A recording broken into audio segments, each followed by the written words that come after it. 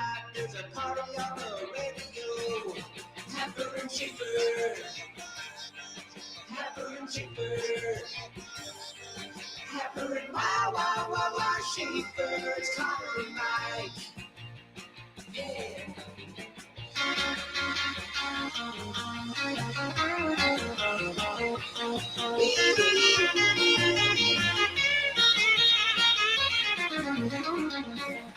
Happer and Schaefer.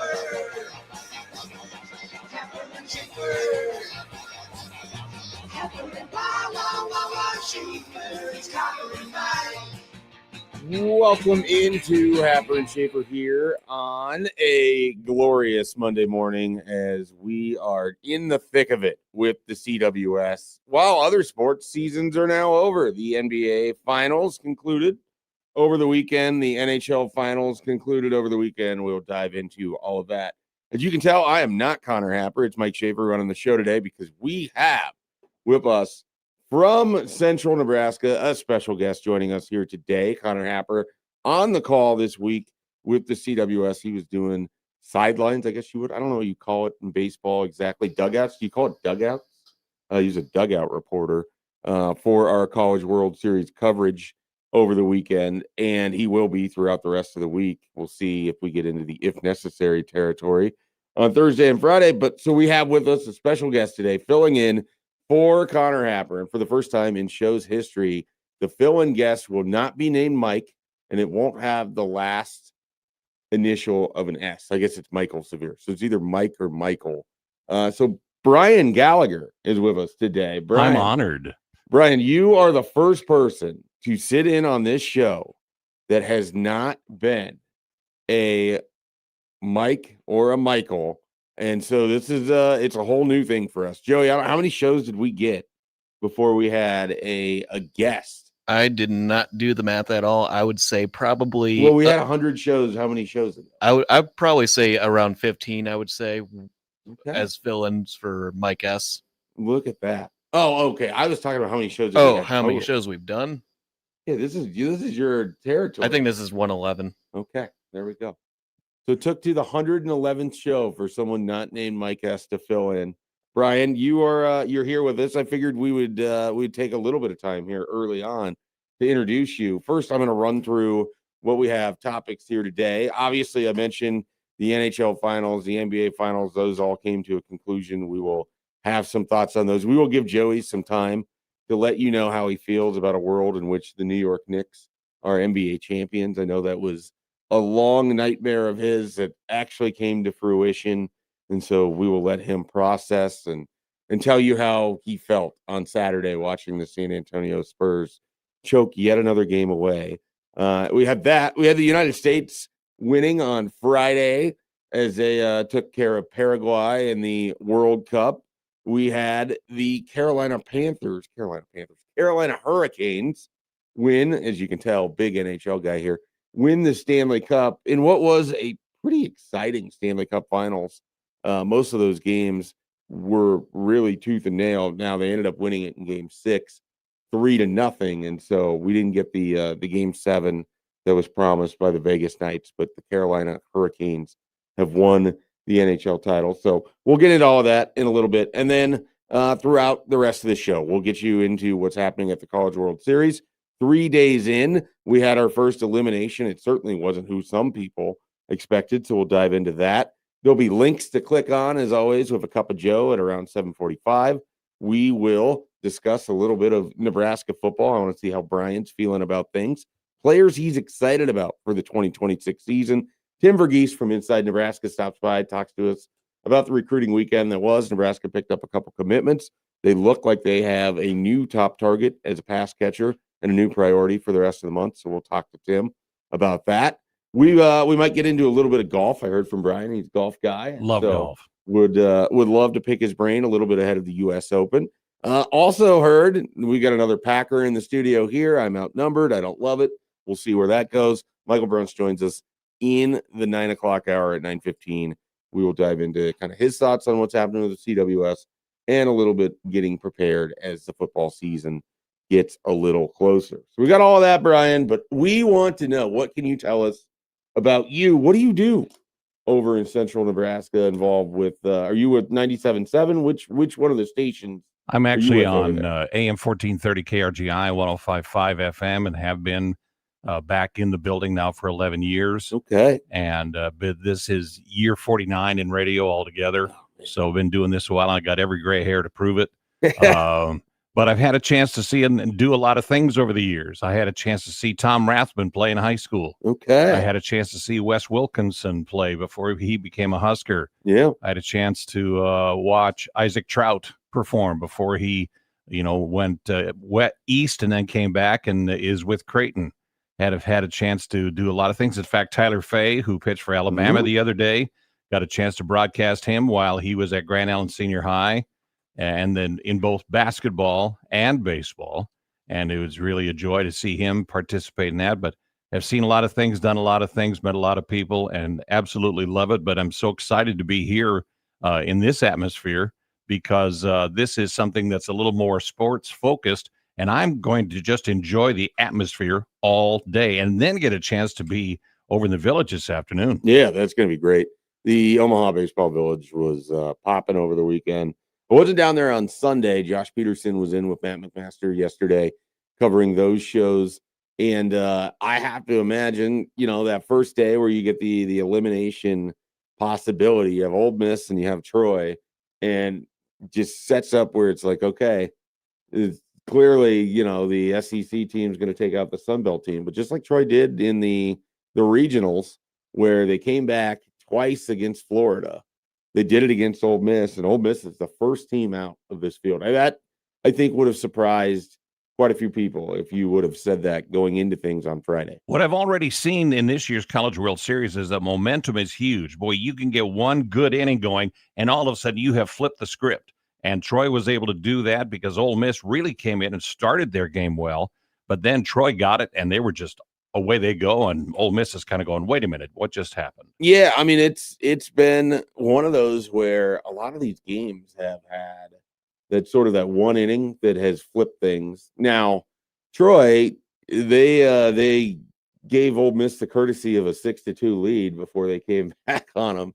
And that was pretty surprising because the way that game started, especially in the first inning, they had a couple early errors, a couple mental errors, just allowed really, I would say, two mostly unforced kind of runs or, unearned runs, if you would, with that to start against Ole Miss. And then they've got those nerves down from the elimination Sunday, battled back and made that a heck of a game. And then last night, North Carolina and West Virginia, and we'll dive into more of this later in the show today at the 7 a.m. hour. Specifically with North Carolina, West Virginia, that was kind of a back and forth affair that reminded me a lot of North Carolina's game against Ole Miss in the first on Friday, where North Carolina's hanging in there, and then they have that one inning late in the game. I think it was the seventh inning last night, eighth inning against Ole Miss, where they get the base runners on, the pressure finally mounts, then you get that big hit. Well, North Carolina ran the same thing in the Super Regional final. I mean, they're down and all of a sudden work their magic in the ninth inning to be able to go on. So they have proven that they can. And right now they're saying we will. And their pitching is so good. And these guys are young. I want to dive into that. They have a couple guys that, their starters have been solid, limiting runs, but a couple guys coming out of their bullpen that have just been nails so far and have been kind of all year. And you make a great point. I mean, North Carolina is 2 outs away from not even being in this position against USC before they mounted that rally in the elimination game of the Super Regional. And so pretty remarkable to be sitting here 2-0, heavy favorite to get to the championship series now, as either West Virginia or Troy would need to beat them twice in order to do it. And then West Virginia Troy had a memorable first game, and I would anticipate that Tuesday's game will be pretty good as well. So CWS, there's always a lot going on there. So Brian, I mentioned a few things. Mentioned you're a Packers guy. Mentioned you're a golf guy. Give us the journey, because you're not a Nebraska native. You ended up here by way of Wisconsin, if I have your biographical information. Well, here's the short version. My dad was in the Air Force. Okay. So we moved a lot. Okay. I had a chance to live in South Carolina. Had a chance to live on the air base and next to the air base outside of Las Vegas at Nellis, and then went back to Wisconsin. And imagine, if you will, a young kid, and I mean, I'm, let's see, 8 when we moved back from Nevada to Wisconsin. Okay. Well, when you leave Nevada in February, it's 70 degrees. When you go back to Wisconsin in February, it's 5 below with a foot of snow on the ground. And I'm going, what the? And that was young enough I couldn't say the rest. Sure. And so you live with it. And we lived right on the South Shore of Lake Superior. So there was all kinds of winter activity. Most of it was scooping.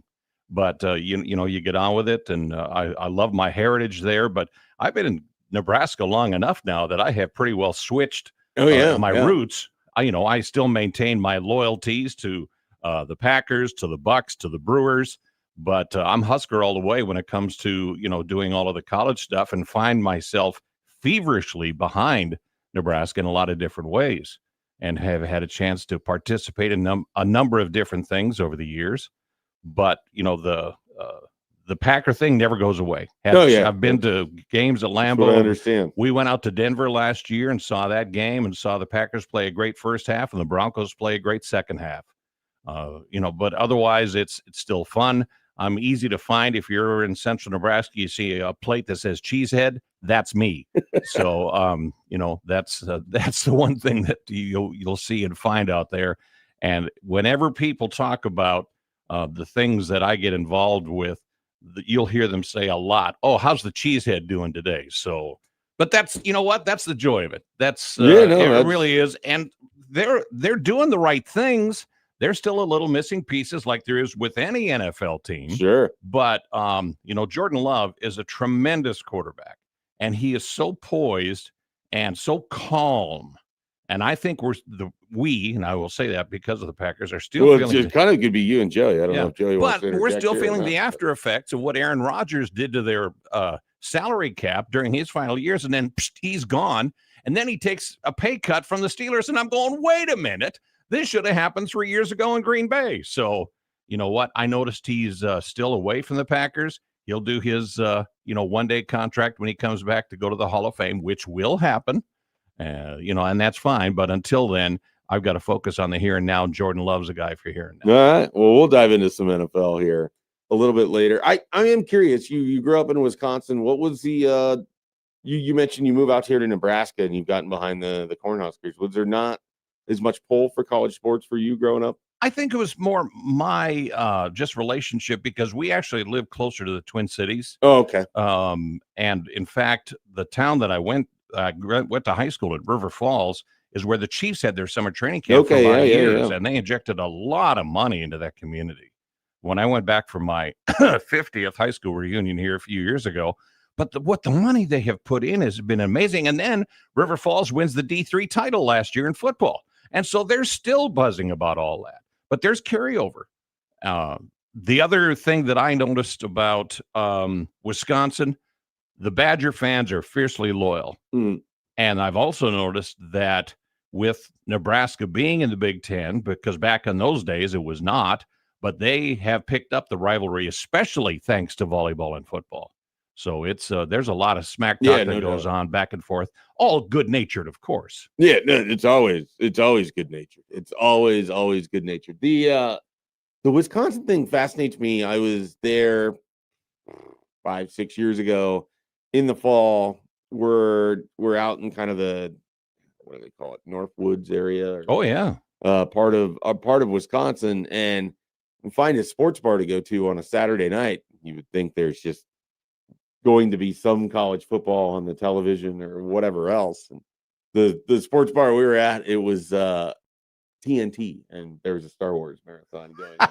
And it's just like, you must have been way up north. we're up north, and basically everything I understand is nobody cares about anything until it's Sunday, and then they care greatly. See, Friday nights up north are the best because of the fish fries. Well, I can believe that. Yeah, they really dig that. That speaks to me. It was a little bit shocking though to be sitting in there, and it's September, and so baseball's going on, and it's just a September Saturday. Miami's playing somebody. It was a notable game, and there's one TV on college football, and about 4 or 5 were on Star Wars, which I'm assuming was on something else prior.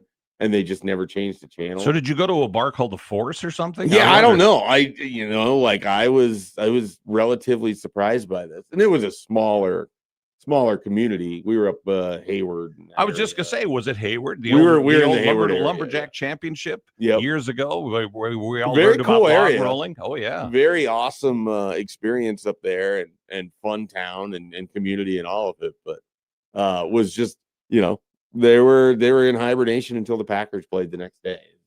What I understood with the sports up there. So you end up in Grand Island. You are the voice for a handful of things throughout sports history in the Grand Island area. A lot of different things. We were up to 4 high schools in the city now, plus our radio station group out there also covers Aurora and St. Paul. So, I mean, there's a lot of coverage that goes on.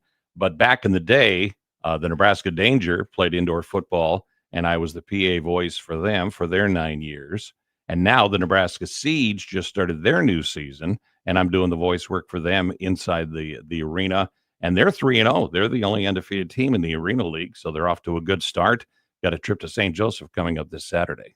All right. Well, yeah. What's your favorite to do play-by-play of? I mean, when you've done enough of it, it seems like you've done quite a few different sports. Do you have a favorite as you do these sort of things? I think the one that I feel that can be the most informational, but also the most exciting, is a good basketball game. Because you've got 5 people to worry about on each team, and mostly you're more worried about your home team. But once you get going, it's easier to describe the action, give that location, and give the feel.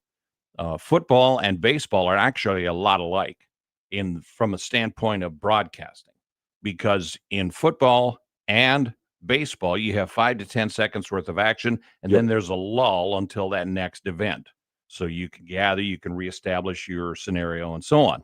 Volleyball, we started doing that 25 years ago. That's about right. And it is so fast that you learn that there are things that can come in after the fact. But if you're trying to do it as you go, you sound like an auctioneer.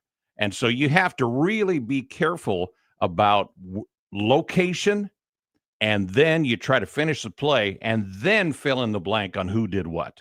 And if you're able to do that, it seems to work well. And, right now, things have been fun. They still are. I'm getting close to 2,500 games. Wow. So it's something that, I love. In fact, that's why I'm still going, why I haven't retired yet. And people keep saying, are you going to retire? No, then it becomes, you can't retire. So I'm not retiring yet. All right. Well, that's good. I wouldn't want you to announce your retirement. Me neither. On air. I feel like that'd be too much of a We can erase the rumors right now. That's good. That's good.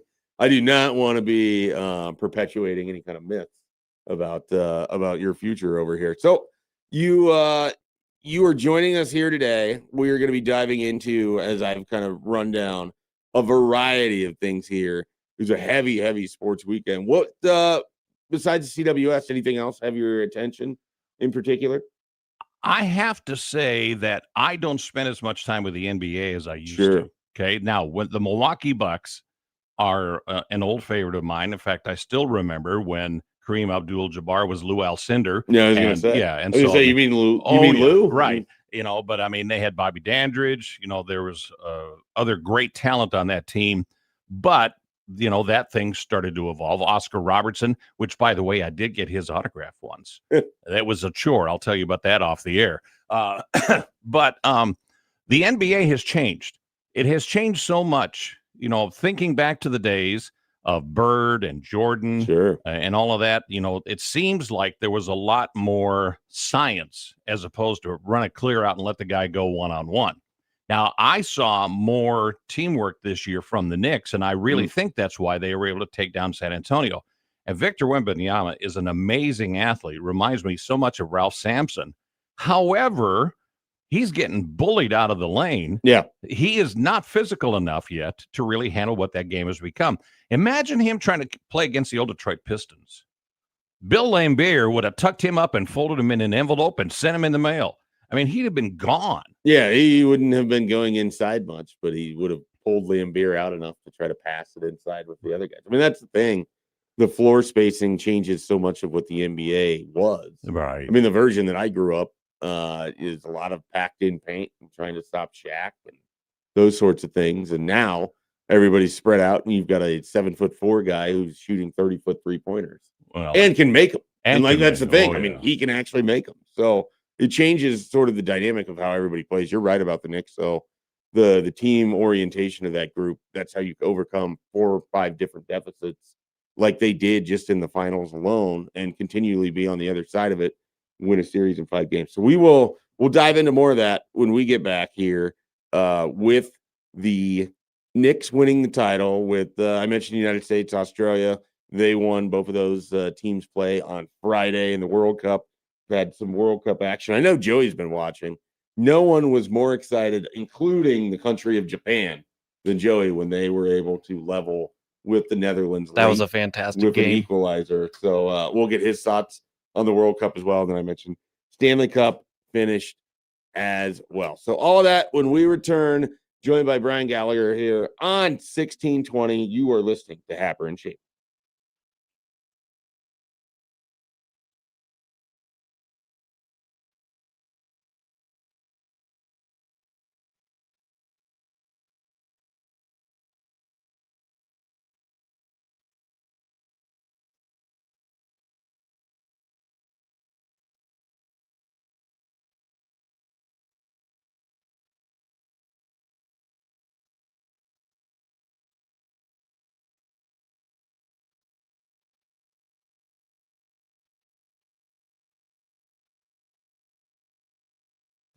Mostly sunny skies for your Monday. Pleasant. High today of 82 degrees with low humidity, though we will be breezy at times with winds out of the west up to 20 miles an hour. Tonight, becoming partly cloudy with an outside chance for an isolated thunder shower, though many looking to remain dry. A low of 60. Heading into your Tuesday, mostly sunny to partly cloudy skies, low humidity, a high of 81. I'm meteorologist Caitlin Harvey with KTV Newswatch 7.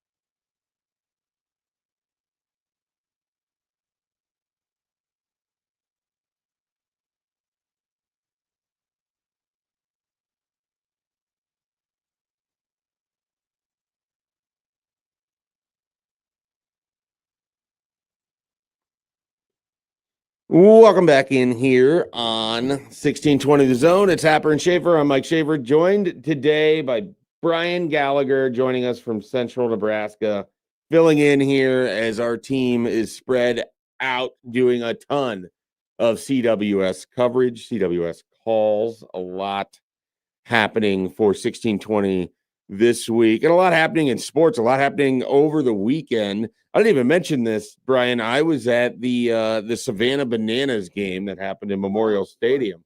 Great crowd. Holy cow. A ton of people at Memorial Stadium. Very odd. Like, it was, I love baseball. Like, I'm good with the regular version of baseball. The banana version is not necessarily something I need, but I was interested in the spectacle of it. It was my nephew's birthday, and so that's how I ended up going down there for it. My son, who's not quite old enough to understand everything that's going on, was just infatuated with being in the stadium, the walk to the stadium, the banana aspect of it. He had a shirt that said "Let's go Bananas," and so he was yelling "Let's go Bananas." He yelled "Go Big Red" unprompted, which was fun and unexpected. But I was a little like surprised. I thought there'd be a lot more offense in this version of Savannah Banana baseball. It was like 3-2 between them and the Firefighters. I think it's because the guy was on stilts. It's tough to swing at pitches. Well, there's only one guy on stilts, though. So it was just different. Like, I don't know exactly what I expected. And then where I was sitting was maybe a little bit different by virtue of being closed off a little bit indoors. So it's not quite the same experience as if you were out there in the actual stadium among the 85,000. There were some cool moments. Tom Osborne was brought out. I saw him come out. That's neat. At one point in time, and, the stadium went absolutely bananas for him, pun intended. And it was he hasn't made a ton of public appearances lately, and so I think for some people it was like kind of just great to see him again and acknowledge him in that stadium. Very different context, I'm sure, for him than usual. And then Eric Crouch threw out the ceremonial first pitch. I know Emmett Johnson was milling around over there at the stadium as well, and so it was just kind of a unique event. So you had that going on, same time the CWS was going on, same time the NBA Finals was going on, and so just a lot of sports happening over the weekend. You mentioned you were watching the NHL Finals as well. We were talking about the NBA, and so we'll just start there. And Joey, are you collected? Are you ready to offer some I'm thoughts ready. here? I'm ready. Give us the pulse from Celtics Nation, how they feel, with the fact that sort of their inability to get by the 76ers contributed to the Knicks winning this. Well, even if NBA they got by the 76ers, there's no way in hell they are going to get through the New York Knicks. You think so? No, they weren't fully healthy. They weren't able to guard Joel Embiid. Tatum's not 100% himself. They had some flaws on that team throughout the season. They didn't really elevate their game pretty much after game 4, that first round against the 76ers, when they shot like made 25 3-pointers. But yeah, the Celtics fan base aren't thrilled about it. They have nothing wrong with the players on the team. It's more that fan base down in Times Square just wreaking havoc. It was not fun for me to watch that, but the whole series gave me PTSD from last year's Eastern Conference Finals when the Celtics lost in 6 to the Knicks. In pretty much every win for the New York Knicks, they had to come back down double digits. The Celtics dropped their first 2 home games of last year's series after going up by 20 in the second half. So it was a lot of memories of last year, but that's kind of how the New York Knicks win. It was basically veterans versus youth. There's something about the Knicks makeup that they're always involved in these sort of bizarre situations where there's just always their a big nature. lead that just sort of evaporates on either one side of it. They're either the ones that are coming back like they did, last year against the Celtics. They did it against the Pacers, and then they allowed multiple against the Pacers. They did it multiple times against the Spurs. They were down, I don't even know, was it 22 to the Cavs? It was 29. It was 28 in the entire. It was In game 28. one? Yeah, it was 28 in game 1. It was 22 with 7 minutes left of the game, Yeah. and they somehow miraculously won that game. So there's just something about this team, Brian, where It's just their nature. they are somehow down large amounts and it never matters. It's weird that you continually can put yourself in this situation where there's a giant hole and you have made the hole of your own digging, and yet they're able to kind of pull out of it. I don't understand it, because when I watch them, they're good. They're not like otherworldly. They make a ton of mistakes in clutch or in the stretch time, but they're clutch when it comes to Jalen Brunson can come up big for them, and they're able to get defensive stops when it kind of matters. I felt like the Spurs gave this series away as much as the Knicks actually went and took it. And that's just kind of what happens when the Knicks play basketball. I've heard that reaction about the Spurs a lot. Yeah. And they had a double-digit lead in every game. Every game, yeah. And they lost this series 4-1. Yeah, that comeback win back in New York, game 4. Yes, an all-time collapse, an all-time comeback, and I'm not entirely sure how you begin separating one from the other. That was probably equal parts, but somehow that tip went in, and with 1 second left to go, there's just not much you can do. You just hope that there was no chance at getting that miraculous last try, and that's basically what happened. They had a shot. They weren't even able to make it look that good. And, you can beg for fouls all you want. Well, there was no foul. No. It was just you dug your own hole. No doubt about it. Joey, I was at the end of game 6. You have Wemby once again missing free throws. You have, was it Dylan Harper who missed free throws for them down the stretch as well? I think he missed one of the free throws down the stretch as well. You had Harper missed a layup that was right there on the De'Aaron Fox had a really bad game as well. De'Aaron Fox made negative money in this. I don't know how that's possible in the NBA where the salaries continue to go up. Castle had a really bad game as well. Yeah. He did not make his first basket until the last minute of the game, which was the dunk that got them back down 2 when they were playing that cat and mouse free throw battle with the Knicks. Yeah, there was a moment where it's like the Knicks are just going to leave this door open and the Spurs are going to somehow steal this game. And then you're going to talk about like, oh, are they going to have like a hard time getting back in game 6 because they were right there on the precipice in game 5? Well, the Spurs never took it. The Spurs couldn't make the shots late. And again, they had this lead that they didn't hold on to. The Knicks were able to come back and win it there. One thing I noticed in that fourth quarter, they obviously did not score as many points as they would like, but there was just negative body energy around the San Antonio Spurs. They were just not getting any good looks, and from my point of view, it didn't seem like they played with a lot of urgency. Some of the players, I would say. And one thing that caught my eye after the game, there was no handshakes from Wemby or any of the Spurs players after the game. They just, yeah, I don't know if you noticed that after the game, but they just immediately went to, not really normal.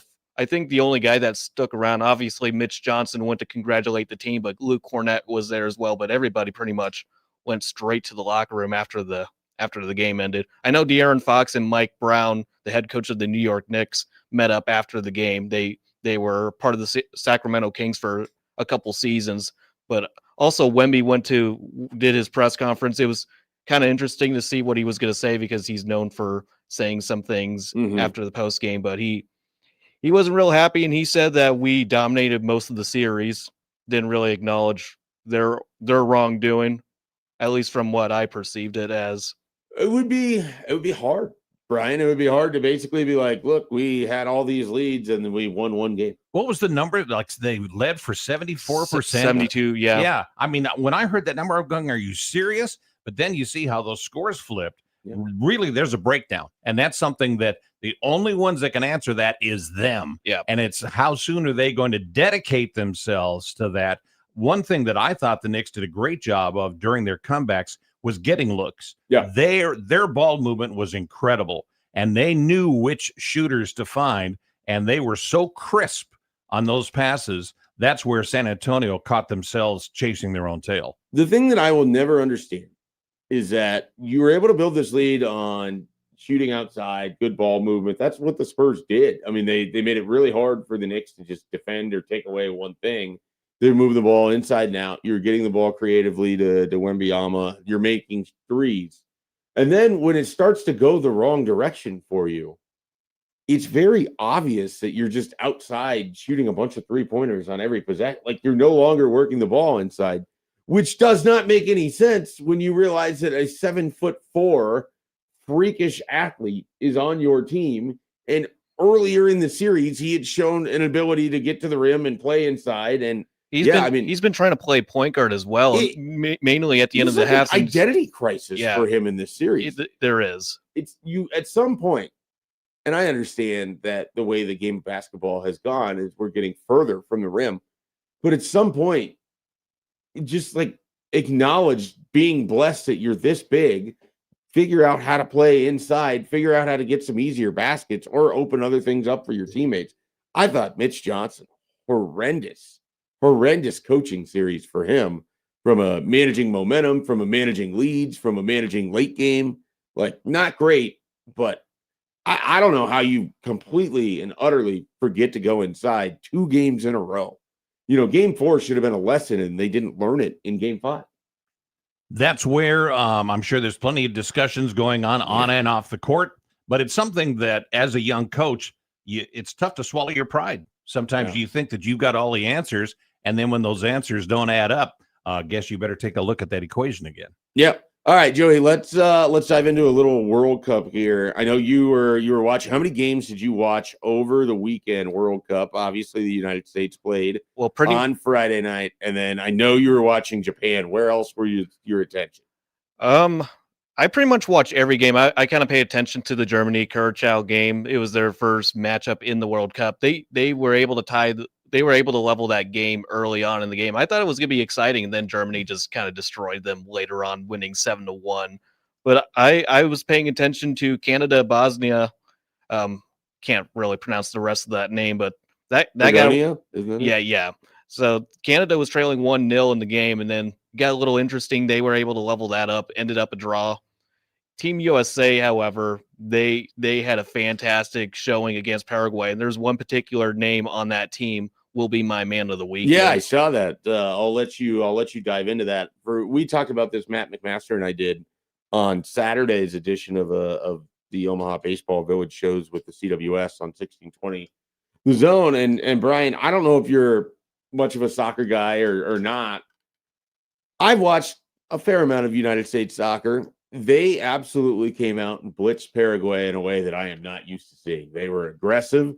They controlled the ball. They dominated on really both ends and really sat on top of Paraguay and that. And they went and scored 4 goals, which, I mean, there's been some World Cups where they don't score 4 goals, period. I noticed they had that right up front in the stat review of previous appearances. But then what I did get a chance to see was, first off, the own goal, which that's let's face it, the nerves of Paraguay, they seized the moment there. I underestimated how much playing at home would probably help the United States. Well, then the back-to-back goals plus the goal that was disallowed because of an offside, but their execution of some of those patterns and passes was stellar. And then as you watched them, especially out on the big field, they would gradually close that net on the outside. They were just containing them, not allowing them to get any open breaks, and they played their seams and cut so well. That really was a joy to watch. I'm not a huge soccer fan, but what I saw tells me they're well prepared. Yeah, I get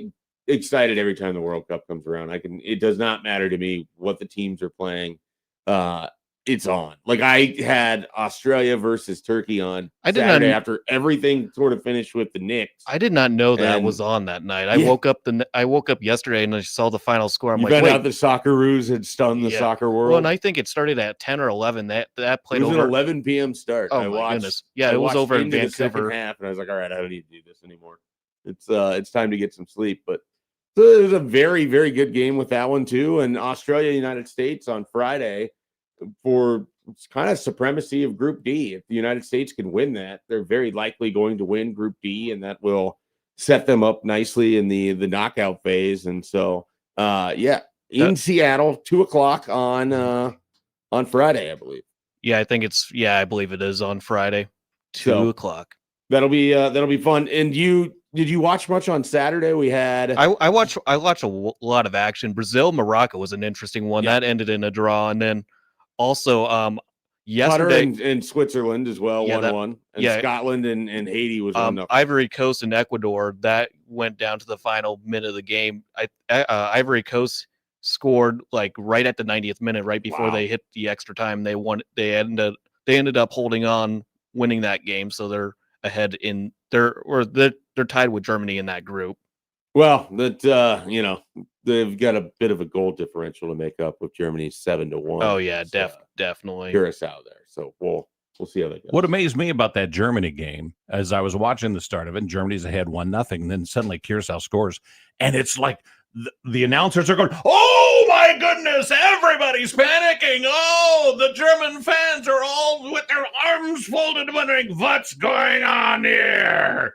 And then all of a sudden Germany comes back and takes care of business with that look in their eyes of, "Don't worry, we've got the this." German machine just starts It's rolling. going to be fine. Yeah.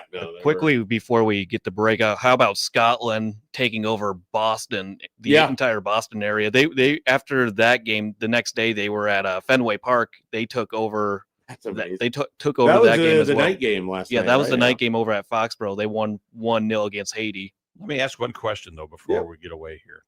Why is everybody focusing on the food reviews by the visitors, especially from Europe? I have seen more people endorse Waffle House in the last few days. "Oh, this is great." And I'm going, okay, well, Well, look, if you've ever seen an English breakfast, Waffle House would seem like a paradise. It would be. That's my guess. And look, obviously the United States has its own distinct pockets of culture, and a lot of these people in Europe are learning that this is a large country with very different regions. And the word of the day is distinct. Distinct, no doubt about it. No doubt about it. All right. Well, come down and see us in the Omaha Baseball Village. We'll be live before every game. We've got free stuff down there. You'll get to see me. You'll see Brian later. Matt McMaster will be there throughout the day. Josh Hodson as well. You never know. There could be some spills, and Josh Hodson has to frantically start cleaning stuff up with 1620 The Zone t-shirts. That may or may not happen on Friday. Sunbelt Bakery, they will be down there as well. We'll have free granola bars on hand, and then of course you can get signed up for all of the contests and everything going down there in the Omaha Baseball Village. We'll be back, man of the weekend, next.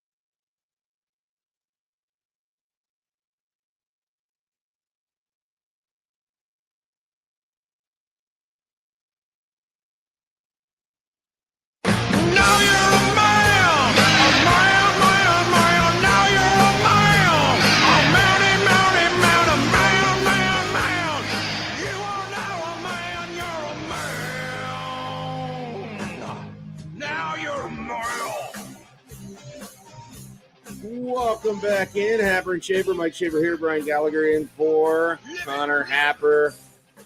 It is man of the weekend. Brian, the floor is yours. Who earned the man of the weekend for you for their performance? Could be in anything. Could be a facetious man of the weekend. It's however you want to take it. It doesn't even have to be a person.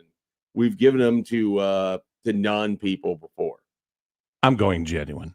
Okay. Bud Cauley.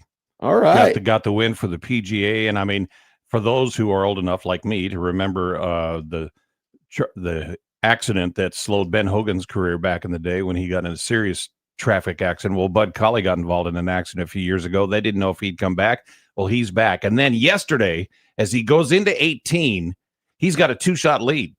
Okay. So then he gets up and knocks his drive in the rough. Oh. And the rough where he's laying is on a side hill. And he is just above a bunker. He swings to try to get it out of the deep stuff, slips and falls into the bunker, but still gets it up close and makes a bogey to win by 1. But congratulations to Bud Cauley. What a comeback. Yeah, that's an impressive story. Golf's had a few of those this year with Gary Woodland having come back. Oh, yeah. And just some great stories of golf. We'll dive into a little bit more PGA discussion, talking about the U.S. Open at the end of the 8 o'clock hour when we get there. Joey, where are you going with yours? Well, I kind of teased it in the last segment. I was going to give it to a striker from the U.S. men's soccer team, particularly this one guy, Fullerin Blogden, scoring 2 of the 4 goals against Paraguay. He scored the second and third goal, both in the first half, but he had an incredible performance. Got 2 goals on 3 shot on goals attempts, had 5 shots in the game, but he had a breakout moment for the U.S. men's team, and I can't wait to see what he can do for the squad moving forward as they got Australia on Friday. What an incredible performance. Yeah, no, that's it's an all-time World Cup performance. If someone was going to score 2 goals, States. I was expecting it to be Christian Pulisic. Right, yeah. And but he had a great performance as well. There was that little burst that led to the on goal from earlier in the game, but Blogden had 2 great strikes on Paraguay. Whoever fed him on the through ball right before the end of the first half, I think. Just a terrific pass to set up that goal for him. I mean, just an outstanding pass, outstanding effort on the goal. That was remarkable. I am going to go ahead because Happer is not here. He would be mad if this was not done. We will make sure that Jalen Brunson gets man of the weekend. He helped carry the Knicks to their first title since the early 70s. An outstanding performance. 41 minutes, 45 points.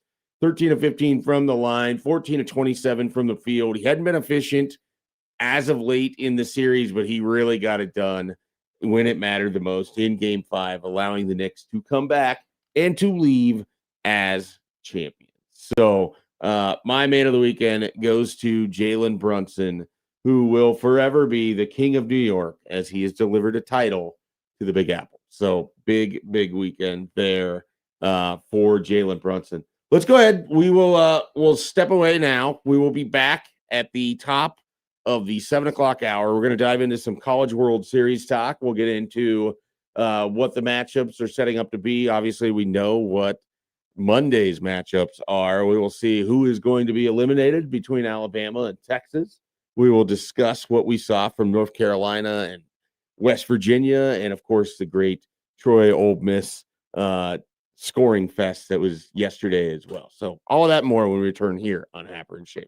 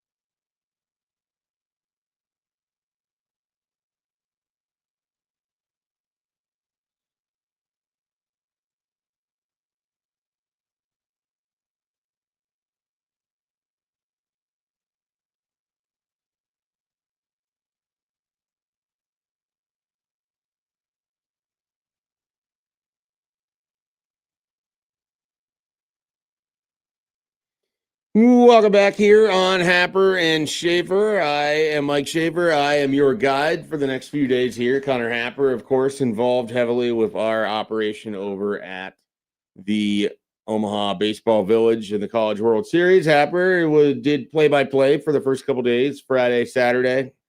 Split duties with John. He and Bishop make an excellent team with that. And then Mike Varon just shows up all of a sudden and says, "Hey, get You're out of my out. chair. Go Get on down the to field." the dugouts, and Happer gladly did. Josh Peterson did a great job first couple days for him as well. Yeah, another man of the weekend candidate, Yeah, Josh Peterson. That's a good point. He's an honorary man of the weekend for doing a great job there. First time he's been down there doing that broadcast. Happer resumed his role on Sunday, and I believe he greatly enjoyed that as well. So, College World Series off to a good start here for everybody that isn't Ole Miss. I mean, they are the team that got eliminated here on Sunday. They took on Troy. No all SEC championship game. I know. That's something to point out. I am very excited about that. I feel bad because I don't have anything. It's not Ole Miss specific. No, it's not them. They were the one team on the left side of the draw. The right side of the draw, of course, had all four SEC teams. So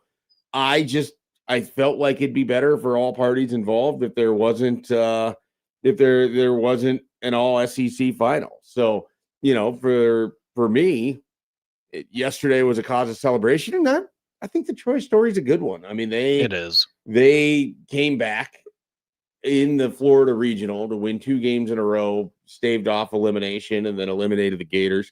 Put up like 21 in the regional final against Florida in that win. And yesterday, it sure felt like they were going to be the team that was going to get bounced, and it kind of early felt like they could really get blown out.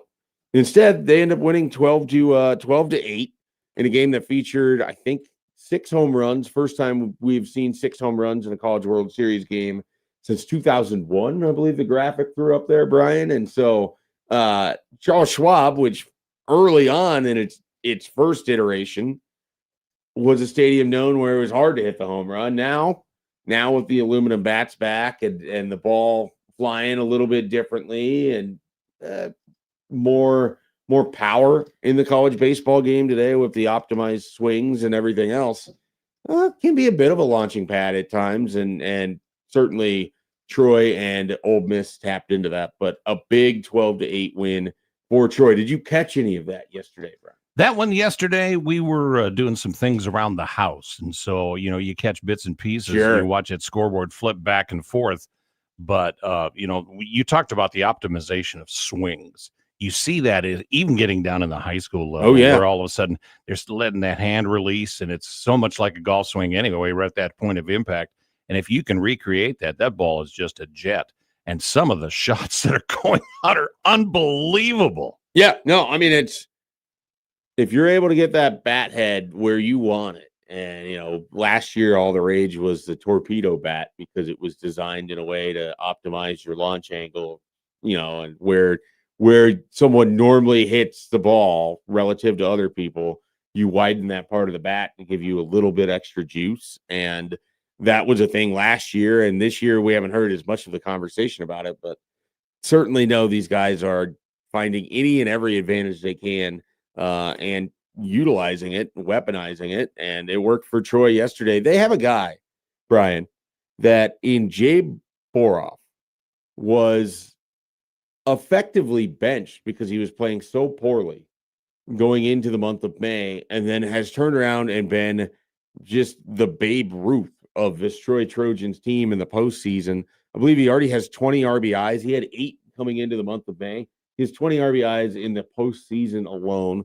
He had the big double that allowed them to get back in the game against Ole Miss yesterday. I mean, it's just one of these sort of remarkable performances that it just seems unfathomable. I'm looking at this. He was hitting 125 on May 9th. And now he's a guy who's known as Jay Brew. So, just incredible. Watching these guys just all of a sudden appear and then continue that appearance, boy, it is a treat. But that's one of the treats that the College World Series is. Yeah, I mean, this is an event where people just get, you know, they get the opportunity to become for a short amount of time a household name, or they cement legacies. I mean, there's guys that I remember, like I remember this name Kevin Gunderson because he helped pitch Oregon State to their first title in 2006, and I remember those Oregon State teams with Darwin Barney and some of those guys pretty well. And yeah, there's just Warren Morse, one of those names that's known throughout college baseball because of the big home run that he had at Rosenblatt way back in the 90s. Like there's just players that work their way into the college baseball lexicon and the annals of college baseball history by showing up and having big months of May and June and sometimes they're the players you least expect. And that's the case here with a guy who lost his starting job and then sort of was put back in there and has been tremendous ever since. We get a chance to reflect a little bit too on one of the guys that pitched over the weekend, Tyler Fay for Alabama. Remember getting a chance to broadcast him when he was in high school because he was a basketball player also. But watching him in baseball, he was always a guy that was very businesslike, never really showed a lot of emotion, but a big guy. I mean, 6'5", a lot of arm, and had one of those good fortunes where he went to a tryout camp. Things worked out well, and he signed out with Alabama. And then his no-hitter earlier this year against Florida. Hello, but give Oklahoma credit. They showed that they could not knock anybody around. He settled down after a rough first inning, but Oklahoma didn't stop. They started to make their comeback against other pitchers as it went on. And when you can put up a 9 spot, you're doing just fine. Yeah, and Oklahoma, one of those teams on a bit of a heater right now. I mean, they eliminated Georgia Tech, the number 2 set national seed, when they were facing, similar to Troy. I mean, you're facing elimination, and they're getting one of the best teams in the country, and Troy was getting Florida, one of the best teams in the country, and the offense just never missed a beat. I mean, they won those games against Georgia Tech, where they had to come back and big, and they were able to do it in the late innings of those games. And you don't do that without an offense that's just humming along, where you're able to move station to station. You're able to take the extra base. They not always blasting home runs, and then they've got a bunch of power arms, and that's basically what Tyler Fay and Alabama ran into on Saturday. The starter for Oklahoma reminded me of Drago from the Rocky movies, where all of a sudden, I must break you. And all of a sudden, whoosh, whoosh, whoosh. And it wasn't just with hard stuff. I mean, a young guy, had a too. Killer slider. And so, watching these guys, we talked about the maximization of the swing earlier. There's some arm maximization going on with pitchers right now. This pitching talent this year is some of the best I've seen. Yeah, it's crazy because they're all young. I mean, it's a lot of guys where there isn't as many notable veteran college pitchers as we've seen in the past. You're not likely to get a louder Skeens like we had a couple years ago, where you're getting the future number 1 pick and another first-round pick right there in Rhett Lauder, top 10 picks each, pitching in that LSU Wake Forest game. That thing was tremendous. You're not likely to see as much of that, but you've got a lot of these young power arms that are sort of debuting, and we saw, with North Carolina, they have a couple of these bullpen arms. I can't think of it. It's either Warren or Walter McDuffie comes in for North Carolina yesterday and really kind of slows down West Virginia, who had been putting some pressure on North Carolina and looked like they were in position to maybe open that game up a little bit. And he comes in for 3 2/3 innings and gets it to Carter Gobbers, who came in against Ole Miss on Friday and gave them the opportunity to win that game by shutting down Ole Miss and the middle innings and pitching deep into it. It allowed North Carolina to define their offense and come back against Ole Miss. And so those middle inning relievers, I mean, Nebraska baseball, the one thing they didn't have, Brian, they were great defensively, though not at the end of the year. They were great offensively, though, again, not in their own regional. The one thing that they struggled with is they struggled to get the ball from, say, the 6th inning to the 9th inning with Jayshon Unger. They didn't have those guys in the middle. North Carolina had 2 of them. They gave them a massive lift over the weekend. And, whether it's a Boroff, someone like that who just sort of appears for Troy and is now just carrying that offense in the bottom of the lineup, or these middle relievers, so much of college baseball and baseball in general, your stars have to be stars to a point, but you also need those role players who just have those brief moments in time where they go from, that guy's a pretty good player for you to he's having the game of his life. I mean, that's how you win these sort of tournaments and these kind of events. This is your moment in the sun. You better be ready. Yeah. And a lot of them have stepped up to do it. You were talking about Tyler Fay, who's from Donovan, pitched for Grand Island. We had Lance Nelson, the assistant coach over with Grand Island Baseball, whose son, Cohen Nelson, is going to be pitching at Nebraska. We were talking with him on Saturday for our midday show, and he was telling us about Tyler and what a competitor he is. And it's just one of those things. I was kind of thinking about it, Brian. I'm curious how many native Nebraskans have started games in the College World Series. Tyler's on what I have to imagine to be a relatively short list. I mean, I know Java has, and Johnny Dorn, another great Grand Island product. I know those guys have, obviously, during that heyday. I was trying to remember who in those early Nebraska teams from in-state would have started in the College World Series. Well, I don't think Cash Kalkowski. No, they never reached. The Huskers didn't reach while he was there.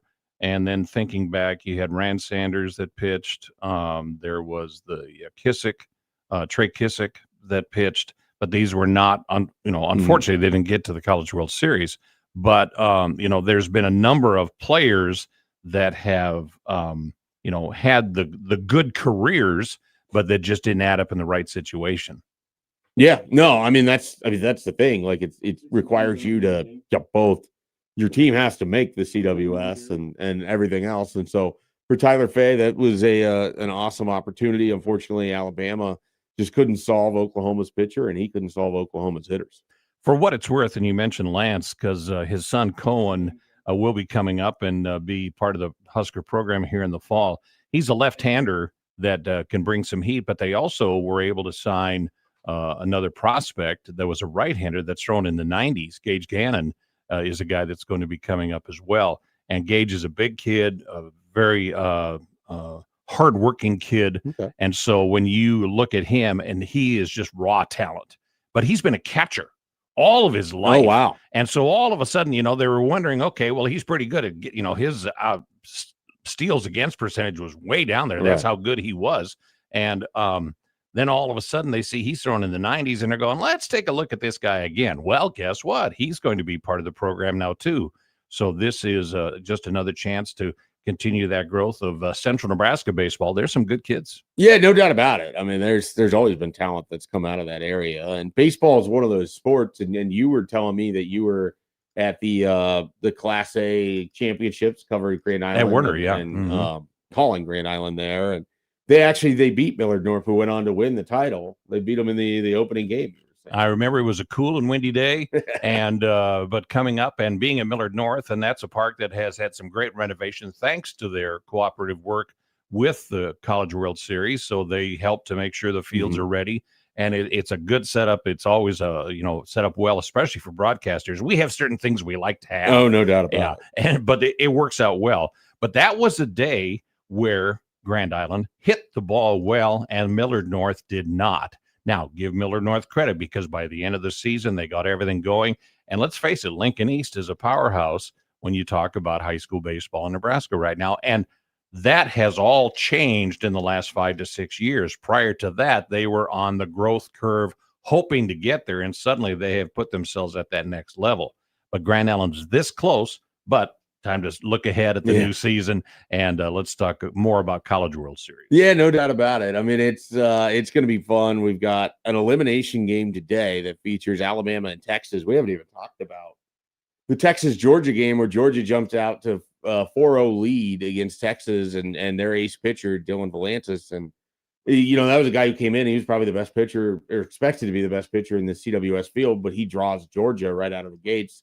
Georgia, the highest-ranked team, I think, playing the best right now. They're 52-12. They're going to get Oklahoma tonight, and so you're all SEC day here as one of these teams gets eliminated, and we set up another elimination matchup that'll be on Tuesday night. We've got Georgia, Oklahoma. We've talked about Oklahoma was able to jump on Tyler Fay, and their pitching was able to really shut down that Alabama offense. I'll be fascinated with this Georgia Oklahoma matchup. These teams, I'm sure, have seen each other in SEC play before, but Georgia just looks like they're on another planet right now with how they're playing. Texas came in as hot as anybody, and they were stymied, right off the bat. Georgia seems to have a chemistry. There's something there that really keeps them all together. Texas kind of has a little bit of that Texas persona, but there seems to be more of a swagger. And when you take it in the chops, sometimes it's tough to shake that off and come back. But this is why you have that consolation game. So both teams need to make sure they have that right blend, and they're going to find out this afternoon. So these teams, I am trying to find this. I do not think, Georgia and Oklahoma have not played this year. I mean, conferences have gotten so big that you have this great baseball conference, and I think this had happened with one of these other SEC matchups where I don't know that Georgia and Texas had played each other this year either in their slate, and so you get these sort of matchups where you would expect these conference teams have already played each other, and they just haven't, because it didn't work out where the weekend series, there's not enough weekends to play everybody in your conference. And then if you don't meet up in the SEC tournament down there in Hoover, you won't see each other till postseason play. So that's kind of wild to me. Well, when you have 28 teams in the conference, it's tough to get everybody in there. Yeah, this is no doubt about it. If Happer was here, he would be railing against the sizes of conferences as well. Do you we're not really the halfway point. We've only got one team eliminated right now, but as you've kind of sized up this College World Series, I mentioned I kind of feel like Georgia was a favorite. My prediction was West Virginia, Georgia in the championship. Going to be hard for West Virginia to get by North Carolina twice. I feel pretty good about where Georgia sits with things. How about you, Brian? As you're looking at this right now, do you have a team that you think maybe stands above the rest at the moment? Georgia looks like the one that really has all of the pieces, and if they can execute well, and that means no errors. But the biggest one that I think was a surprise, and because of the quality of their pitching, is North Carolina. And we talked about that earlier. Young guys with big arms, young guys that seem to have no fear, and they locate so well. And location is huge. When you got a guy, sitting on 2 strikes, all of a sudden he should be putty in your hands. Well, with good pitchers, that's the way it works. But if all of a sudden that ball goes in the wrong place, the hitter's going to put it in the wrong place. Yeah, no doubt about it. And Georgia absolutely has the hitters to be able to do that. I mean, they've been hitting the ball really well this year as a team. I mean, they have launched home runs this year. They have hit more than 100. They're one of the highest home run hitting teams in the country. We saw that in the Super Regional where they're taking on a Mississippi State team that's another national seed.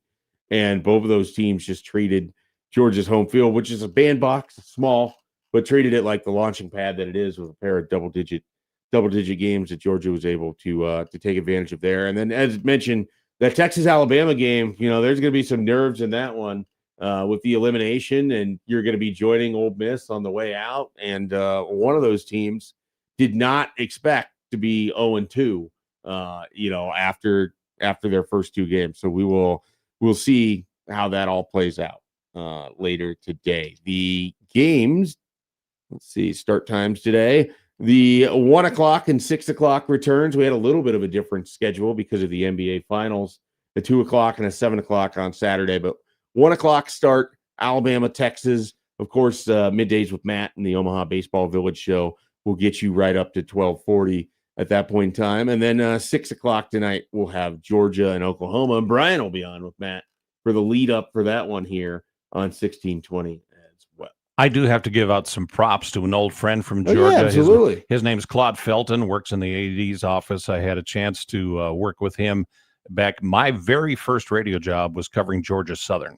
So the Statesboro, but this is last century. We'll just leave it at that. But anyway, Claude and I have stayed in touch over the years and always been able to share. So this is a great opportunity for the Bulldogs. So good luck to them. Yeah, no, that's great. That's great. So you used to be down in Georgia doing radio. Statesboro, Georgia was my very first radio job. Okay, doing what? Oh, well, it was doing high school. Had some, okay. But then the college too had a chance to travel. In fact, my first basketball game was at North Carolina State the year after they won the national championship. And I will tell you, especially being a sportscaster, of knowing some of the different places you have to sit, I had to sit up literally inside the ceiling of the building because that's where the catwalk was to get to the radio booth. And as you're carrying equipment along the catwalk, okay, kind of looking down and going, whoa, whoa, whoa, then you have to step down into the booth to get ready. Once you're in there, it's fine. But that first step, you're going, oh, please, oh, please, oh, please. Well, the career continues, but that's how it all began. Well, hey, it was a good first start. And so Georgia Southern, at the time of which you would have been involved with that university, they had to be a lot smaller scale at that point. They didn't even have football yet. Yeah, well, and then when they got football, they became a power. Well, and what they did was they built off the traditions of Georgia. The guy that got them going was an assistant coach for Vince Dooley. This guy's name was Irk Russell. Okay. And he was the one that kind of got them going. And he had the Telly Savalas haircut, would go out there and just would, all right, boys, here's what we're going to do today. And we had a chance to meet him with some different things down there in Statesboro because he was buddies with one of the restaurant owners. But once they got into it, they were great. And so it was just a great, fortunate start for me. And but being able to get to know those people. And one thing I learned, and they even told me, and I'll give you the verse. They went, Brian, here's how it works. When we meet you, we're friends until you do us wrong. Well, apparently I haven't done anything wrong because we've stayed friends over the years. You still get to be friends down in Georgia. That's good. Yeah, that's fun. Good. You wanna cherish that. You don't want to cross those people. You want to make sure that you maintain. Yeah, it's something that's been good. Now, do I have to use the disclaimer? I am not Michael S. anymore today, or am I done with that? No, you don't. You don't need to do a disclaimer. I think that people have now understood that the streak is broken. And to explain this to you, it was 3 different people with the names either Mike or Michael with the last name S that have filled in. So it wasn't just like it was only one person we'd ever gone to. So it was quite the streak. But if someone was going to break it, I'm glad that you're stepping in here. This has been great. We got Brian Gallagher joining us here, doing the show on Happer and Schaefer. We're going to take a quick time out. When we come back here, 7:30, we'll dive into some more sports action, getting you covered from the weekend, getting things moved forward as we got a big week ahead here on 1620 The Zone and in the sports world.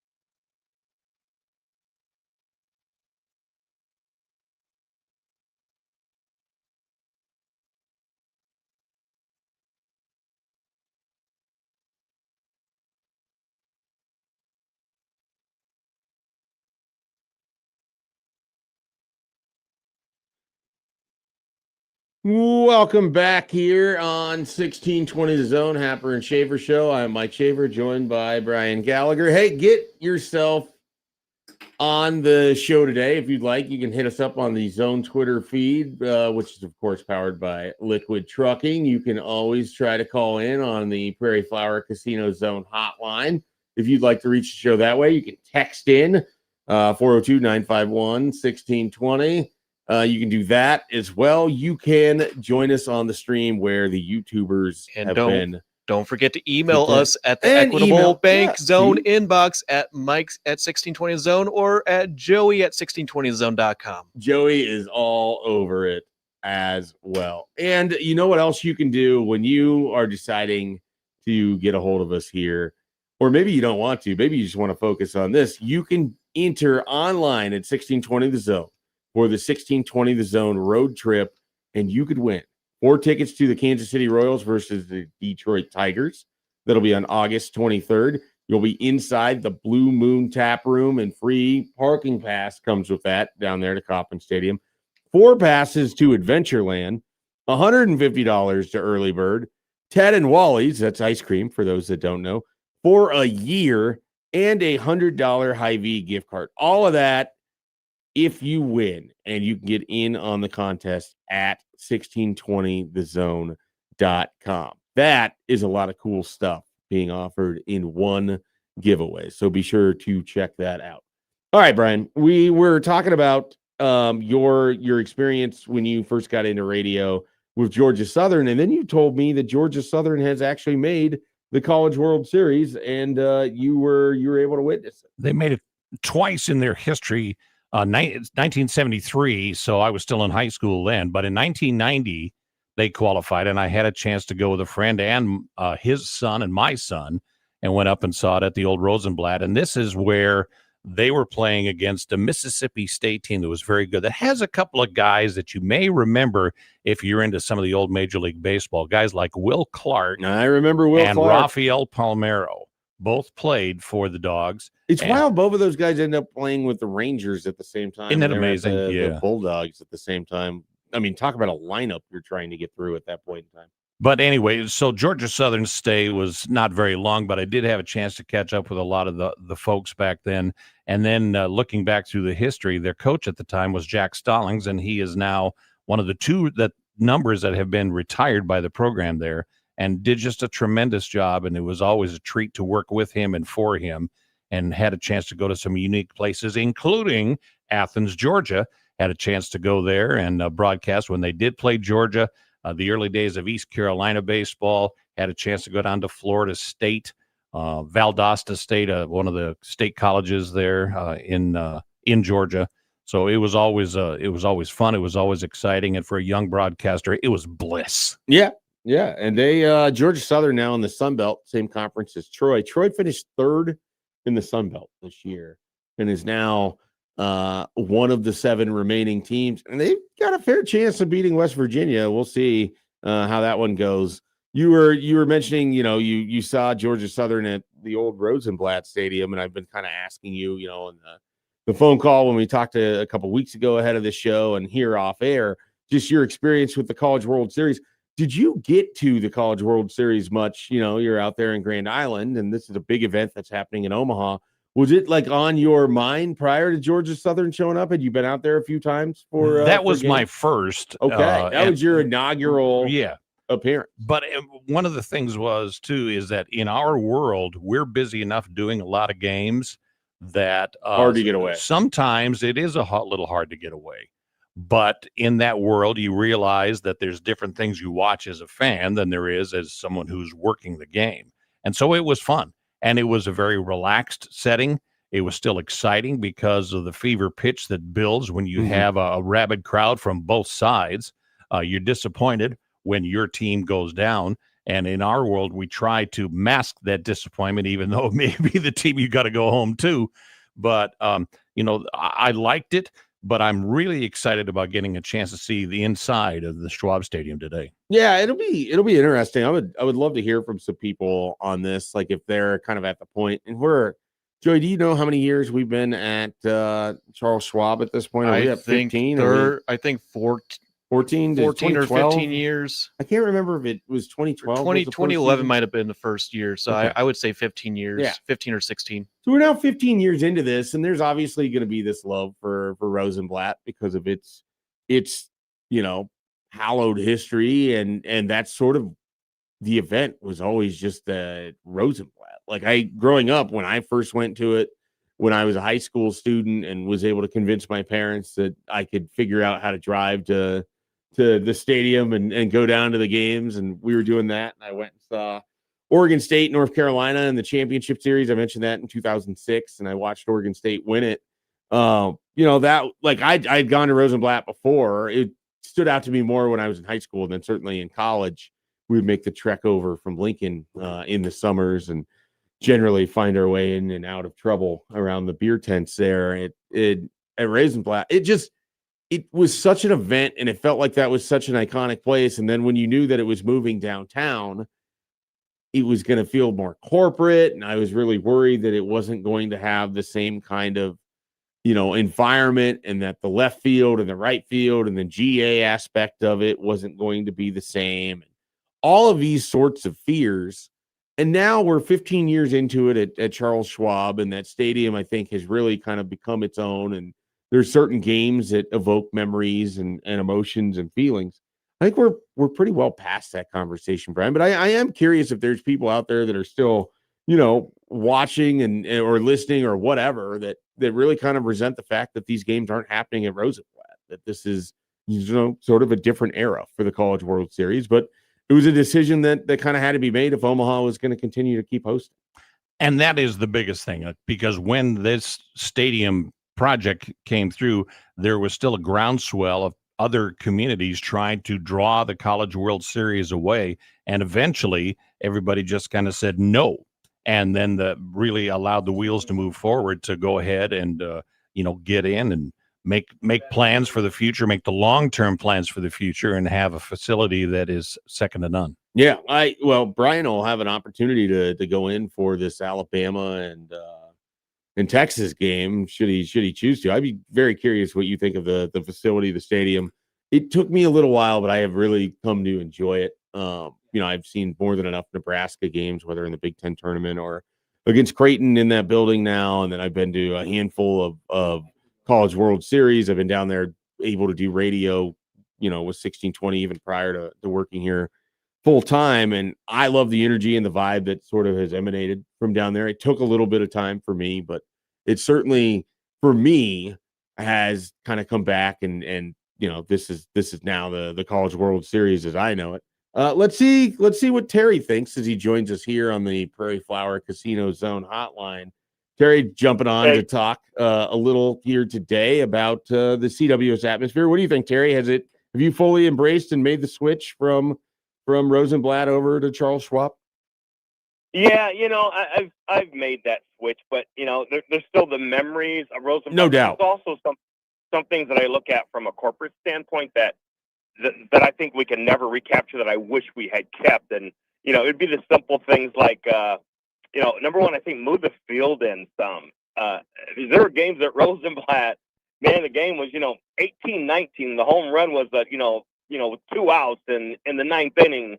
With 2 balls and 3 strikes, and and I just think that carried over. I love the aspect of having teams like the LSU teams here. I know they haven't been here as much, but they park their gumbo right near the pathway that you're walking up the stadium and ask you if you want a cup of gumbo.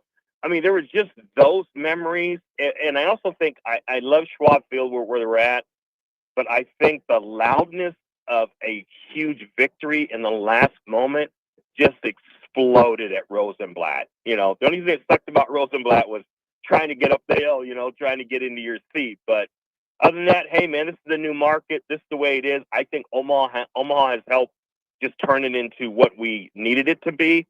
And I think it'll just keep going. And I'll just say this, go Troy. I'm rooting for that underdog. Yeah, no, that's a great call, Terry. Thanks for joining us here today. There's definitely going to be things that you can't replace when you change venues like this, and there's going to be certain memories built in there. I will say, I think because we're seeing more offense in college baseball in general, we're going to see more of it in the College World Series. And you also sometimes sometimes that's where the best pitching is going to find it too. And so you get the yin and the yang where you get a game like Friday night where it is a pitcher's duel up until that 8th inning when North Carolina kind of runs away with it a little bit and the 3-run homer to distance themselves from Ole Miss. You're also going to get games like we saw yesterday afternoon or Friday afternoon where the offense is just going to take over. I mean, it was 7-5 with West Virginia and Troy, and then 12-8 with Troy and Ole Miss. Maybe the common factor here is just Troy. You get Troy involved in the game, and the run factor is going to be up. And maybe the fun factor is going to be up too.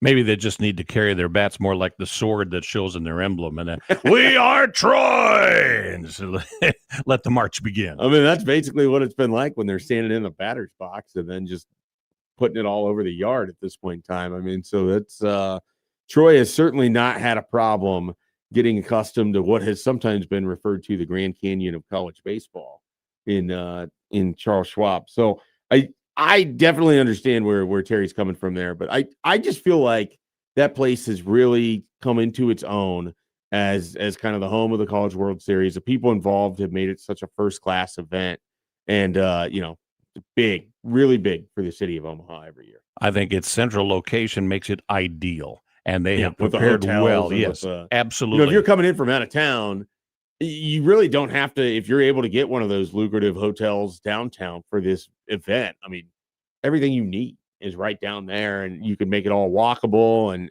enjoyable, and it's great for the downtown businesses. And we'll see if they ever get this trolley done, Joey. What that means for downtown Omaha. Yeah, that's going to be interesting with that streetcar because it's already chaos downtown Omaha just with the road torn up for the streetcar. But I haven't heard any problems. I mean, I haven't been downtown for a while. I don't traffic usually. is traffic, but the CWS traffic is always bad. Yeah, like that going into it. That you just have to be prepared.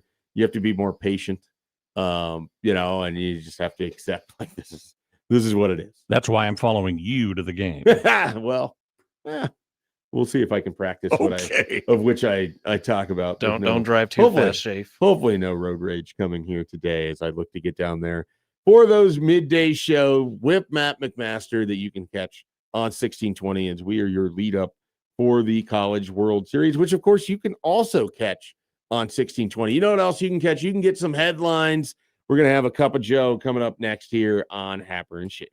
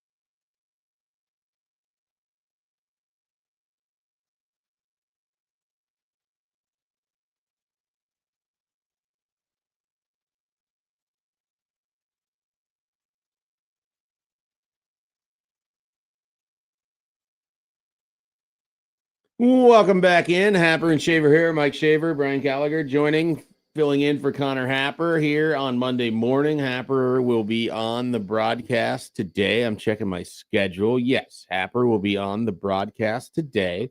He'll be on the field. He'll be down on the field. Mike Farron and John Bishop on the call as well. Of course, Nick Grimm, we should mention, produces all of the games. He sits back there in his spot in the booth. Doesn't say anything. He makes sure all the, everything is where it needs to be and sounds as it should and everything else. And you got Chris Prudon running around and doing whatever he does, which I still don't understand. Though I have seen a lot more of him the last couple of days. And you will when you're at the baseball village. Yeah. And then I won't see him for long stretches of time until he shows up with a Pizza Hut bucket hat from the the NCAA tournament and puts it on my head while we're on air. So, you got a bucket hat? Yeah, it's sitting over here on my my lovely desk. It got it from that was from the Final Four, correct? Yeah, that was from the Final Four. Yeah, it was when he was in Indy for the Final Four. He does large scale events, so he'll bring back some souvenirs for the zone guys. Yeah, I got a program from March Madness as well, where it shows in there that Nebraska basketball won a tournament game, so they can never take that away from me. I have that. Gonna frame that. Get a special evidence. frame for that. Put it on your wall. No, probably not. I put it behind your little perch. I know some media members that have framed the official NCAA box score from that game, and I know Kent Pavelka is selling his notes, his score notes from his broadcast of those games as well. So it's insane selling. I think maybe it's a charity charity auction. Well. That sounds like it would be that way. People want they want to be a part of history, so you keep an eye on that. All right, so Brian, in this part of the show, every single day we have Joey give us some headlines, and we decide which of the two stories we want to invest in. So Joey, what do we have today? All right, headline number one: Lamborghini clocked at 107 miles per hour in Port Canaveral. Driver says he was celebrating, but what was he celebrating? Well, I don't know. Well, I just we'll asked have to that click question to figure that out if we decide we want that. What's the second headline? What do we got here? NWT. If you don't know what that stands for, that's Northwestern Territories in Canada. But anyway, NWT man charged with impaired kayaking. So, Brian, do you want to know more about a Lamborghini going 107 that was allegedly celebrating, and we don't know what he's celebrating? Or would you like to know more about impaired kayaking? I think impaired kayaking is a safe sport because you can't be that impaired unless you're flipping over and then you've taken care of your own judgment. Well, I'm voting for the Lamborghini. You're voting for the Lamborghini. All right. My guess was the impaired kayaking was that he was a little too inebriated. And so, I rest my case. Yeah, he's that would be my guess there. All right. So we're going to the Lamborghini. The Lamborghini clocked at 107 miles per hour in Port Canaveral. Driver says he was celebrating. All right, now we got a giant ad.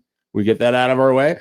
The driver told deputies he was celebrating after he was clocked behind the wheel of a white Lamborghini going 107 miles per hour in a 45 mile per hour zone. That'll be a ticket. In near Port Canaveral. Deputy Scholes with the Brevard County Sheriff's Office who was conducting radar enforcement when he spotted a white Lamborghini traveling at a high rate of speed. Authorities say the vehicle was clocked on State Road 528. The deputy initiated a traffic stop, and the driver, identified as Corey Weedman, pulled over without incident. Investigators say Weedman told deputies he had rented the Lamborghini to celebrate a big night out. Deputies noted the stop could have ended much differently had the driver failed to pull over. Officials used the incident to again warn about the dangers of excessive speed on public roadways, stressing that reckless driving puts everyone at risk. All right, so we never found out what he was celebrating. Basically, a big night out is what was said, but so he rented the vehicle specifically to drive it very fast to celebrate something. I was assuming it was a New York Knicks reference, but thankfully it's not. It was just for leisure. I have to say this is it's a little disappointing. It is definitely disappointing. Can I rescind my vote and we go ahead and look? Yeah, at we got time. We're going to jump time. over to this impaired. That's all right. These things happen, and we gave ourselves the time to be able to look at both of these, and now I get to try to pronounce whatever this word is. So, NWT man charged with impaired kayaking.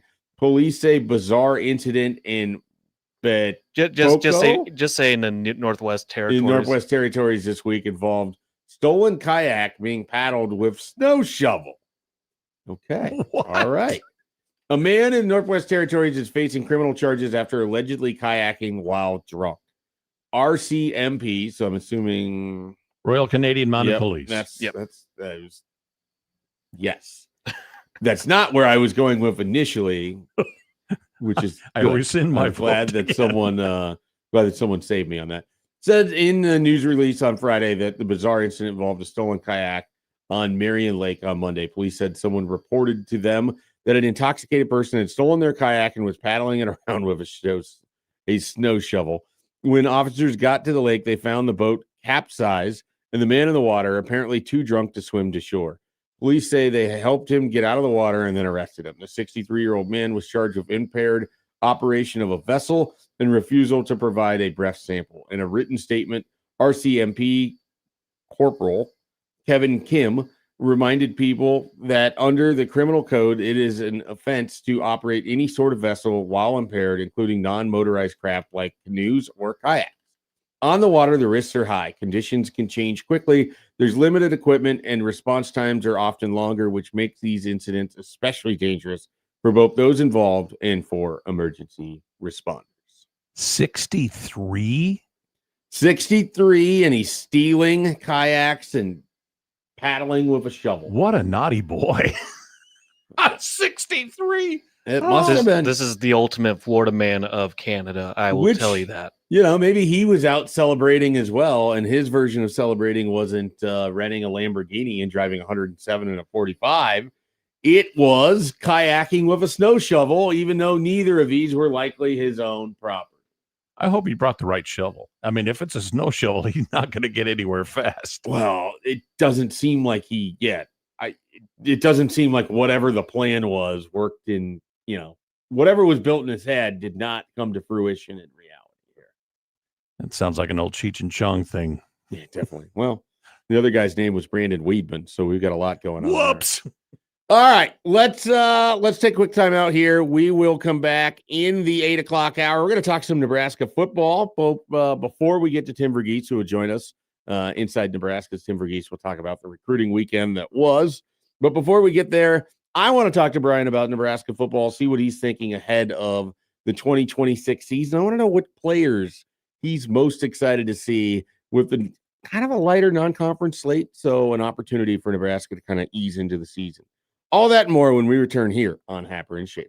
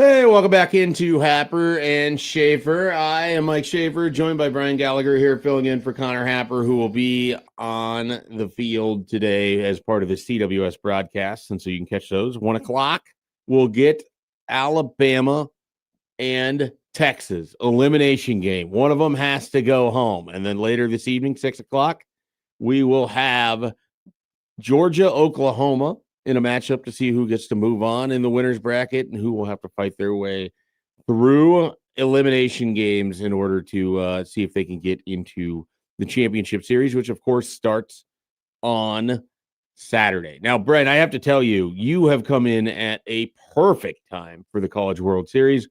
Like a year ago at this time, for the Monday of the College World Series, it was probably conservatively 137 degrees out. And today, I think, like a high of 81, maybe? I think we can live with that. Yeah, I can't speak for everybody, but I think 81 is a heck of a lot better if for outside sports spectating and outdoor radio and, general outside carousing and everything else. A little less likely to handle or to have some heat exhaustion today. Doesn't mean you shouldn't hydrate. Always hydrate. But, some of these years with the College World Series, you're sweating from the second you wake up until the second you drop off. Yeah, I remember when we did come up for that College World Series back in 90, it was one of those hot days where you sit out and just go ahead and make the most of what you can. But with a younger son, hydrating had to be well under control. So, but that's another story. Yeah, well, I certainly understand that. You've got your child, you have to make sure your priorities are where they need to be. But when you aren't with the child, the priorities can change a little bit. But they should always include hydrating, that way you can make sure you continue to get to have a good time. All right, speaking of potential good times, Nebraska football, which has been on short supply of those for the last decade or so, it should offer people a nice little runway to the 2026 season, with those first 3 games being against Ohio, Bowling Green, and North Dakota. Not to say that Nebraska couldn't lose any of those 3, but I'd be pretty surprised if they did. On top of that, it gives them an opportunity to kind of build up as they have a big shift with sort of what they want to do on offense, going from Dylan Raiola to Anthony Calandria. And then, of course, defensively, switching from John Butler as your defensive coordinator to Rob Arch's system. It gives them a little bit of time to try to figure all of that out before heading to Michigan State and the start of Big Ten play. Brian, I'm really fascinated.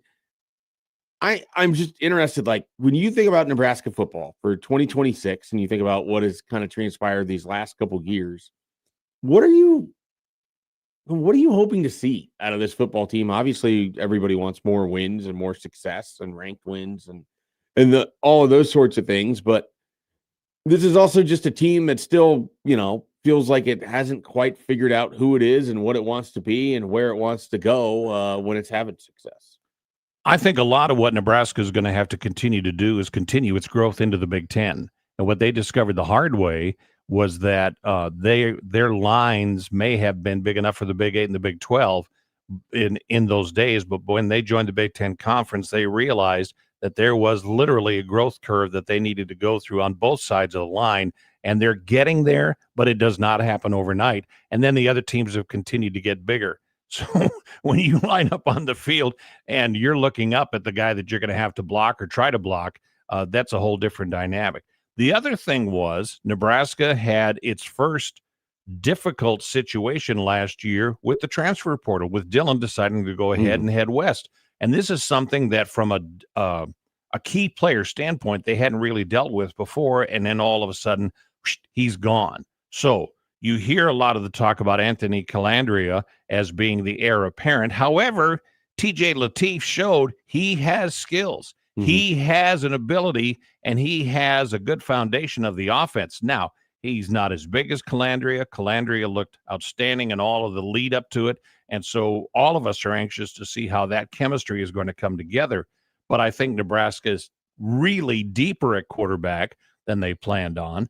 The other big loss, of course, with Emmett Johnson being gone, Sure. now you've got to go ahead and dig deeper into that backfield. They've got guys. They have skill players, but does someone emerge like Johnson did last year, where he took it upon himself to excel and truly be one of the best available? Yeah, I mean, one of the things, sort of the theme of what you're hitting on here. I mean, these are guys that we just don't know as much about because they haven't had the opportunity at Nebraska in the case of some of these running backs, or in Calandria. I mean, he was at UNLV, and now he's going to have the opportunity to be Nebraska's more than likely starting quarterback, barring some major change in the summer. So what that looks like with Anthony Calandria, what that looks like with Dana Holgerson's offense, I mean, that's a big part of sort of how this season could really play out for Nebraska and that running back room. I mean, whether it's Jamal Rule, the true freshman, or Mekhi Nelson,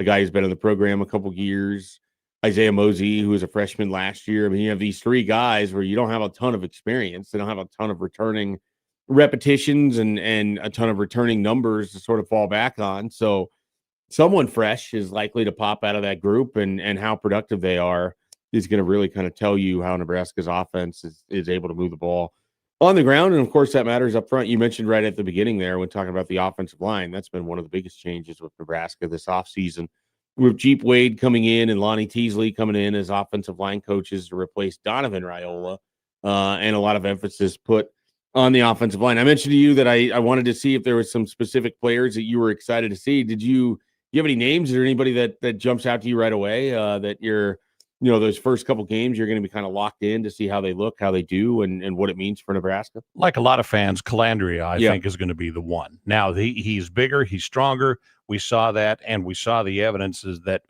he fires darts.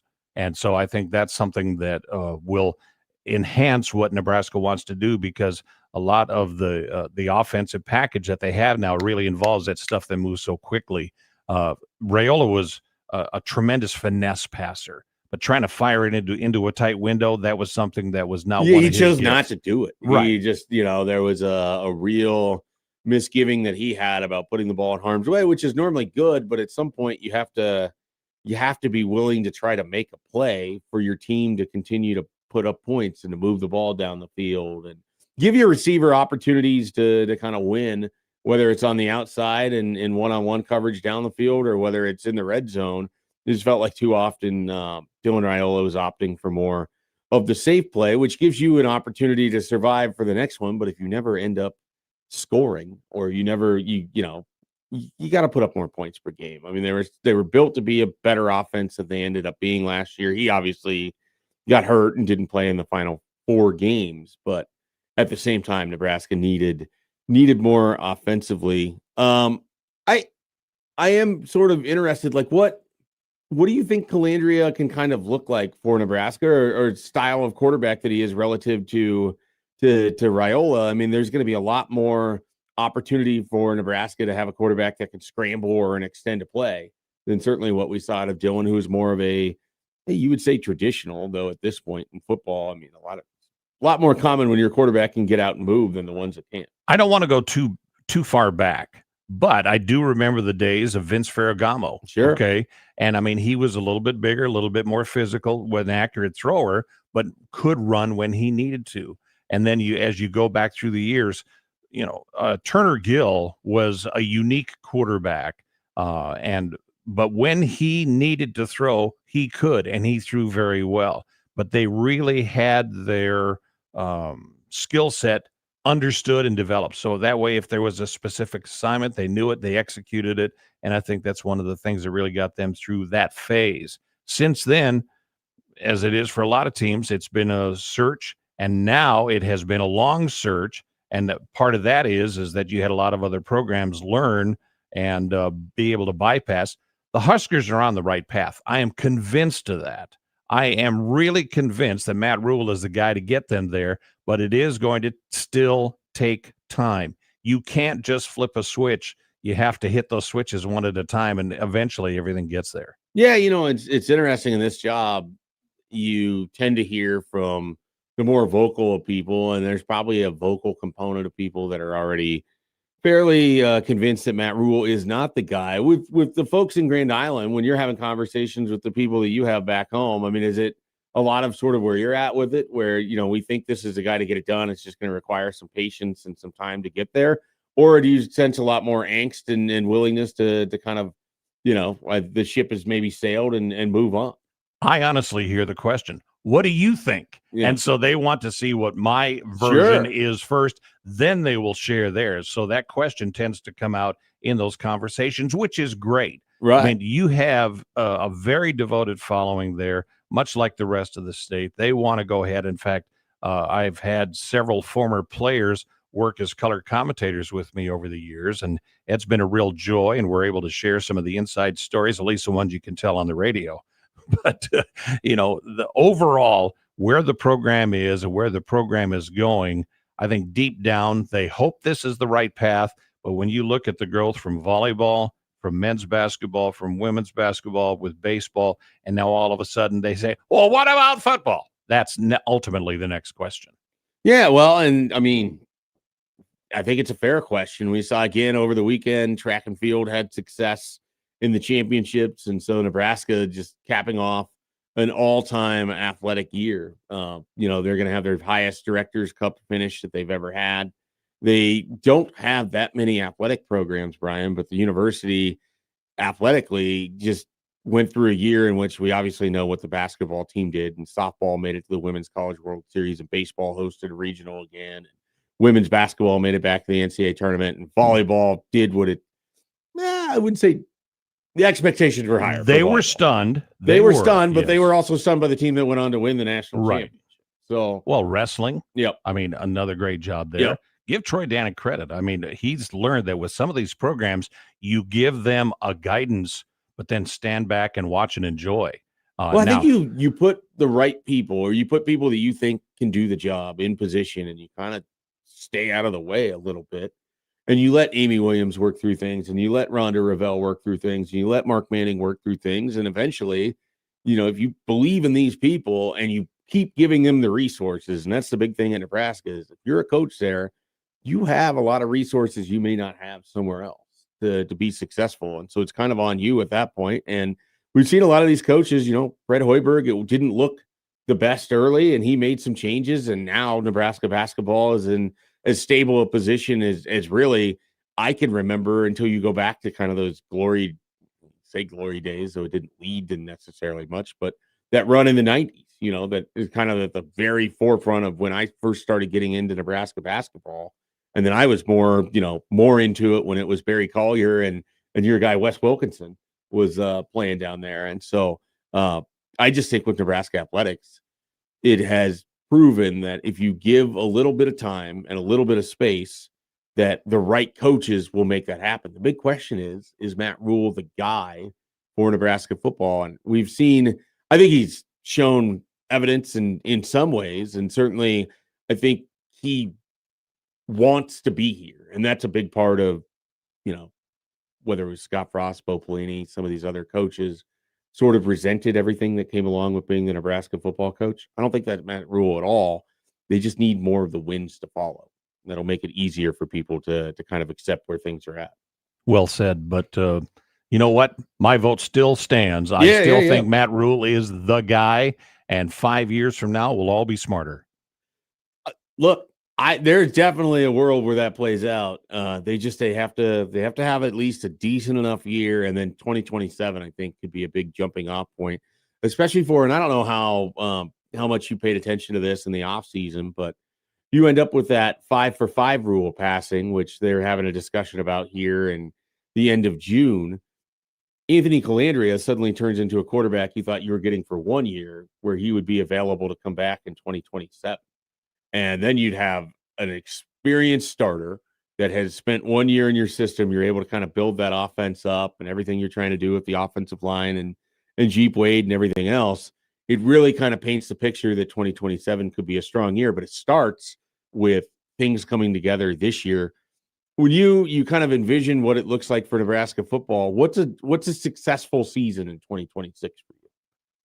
It has to be at least 8 wins. You think 8 wins? I think 8 wins is mandatory.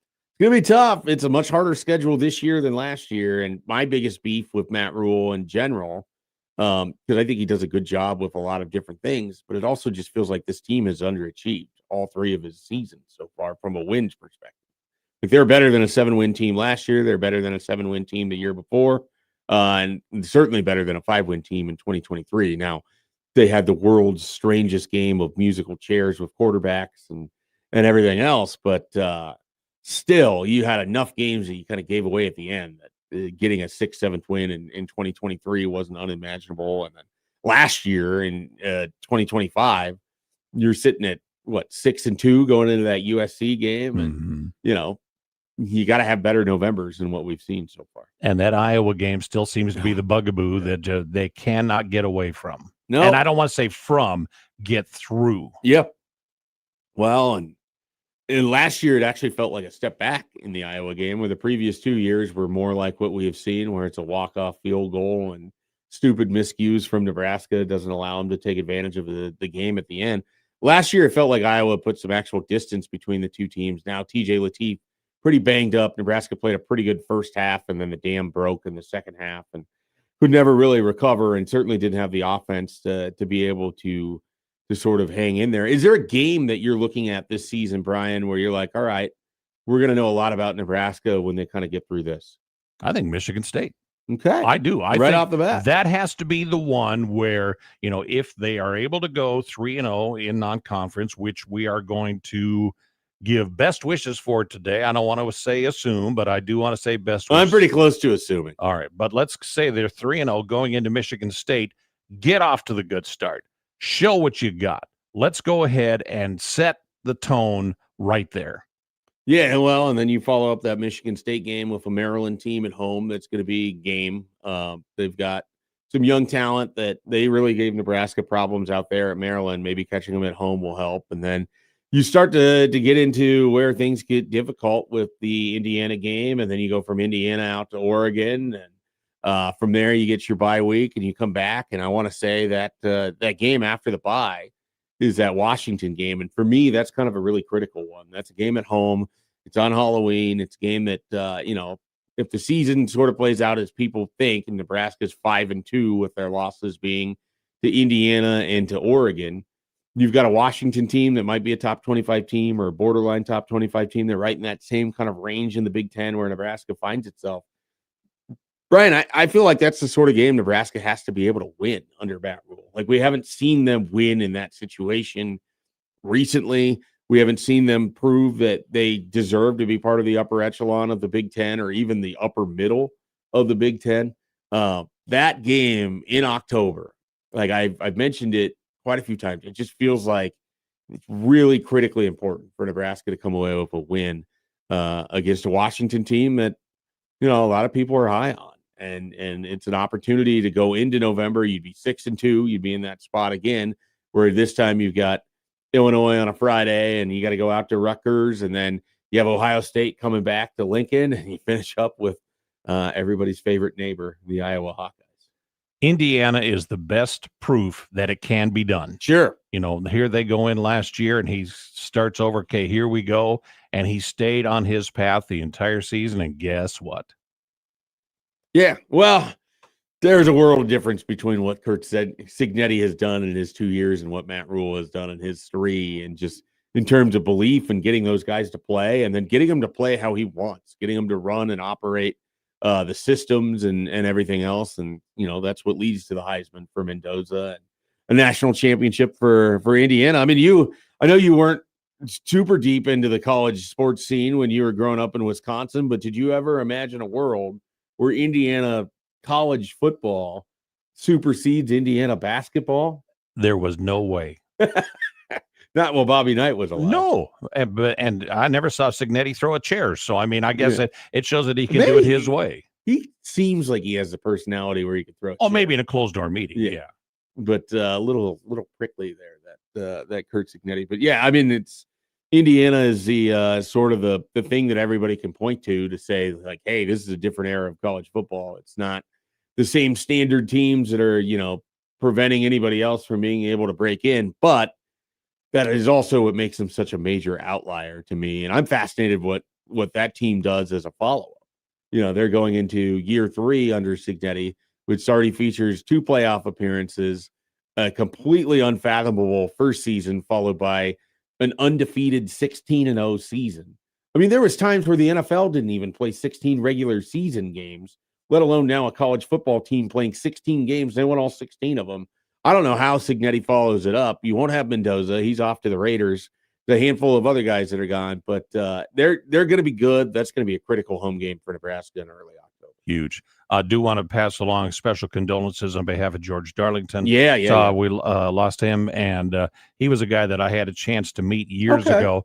The coaching staff used to come out to Fauner Park right around their spring game and always have a little festivity wrapped around that. So they would come out, and there would be a booster dinner and things. And so with the radio position, you got a chance to get invited to that and do it. And so get a chance to visit with him and Milt Tenneper and a lot of the other coaches.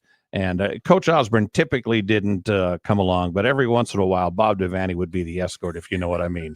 So it was a festive gathering, but George was always great and really highly thought of. In fact, I have an old compatriot that helped me on the radio that was a defensive back under Coach Darlington and had high respect for him. Yeah. We were going to mention that here a little bit later. I know Michael Brunson wanted to talk to him about George Darlington. He used to watch film and get a breakdown from Darlington on what he was seeing on things. And so I wanted his thoughts on that passing. And so Nebraska football put that out. I think it happened on Saturday it was Sunday morning.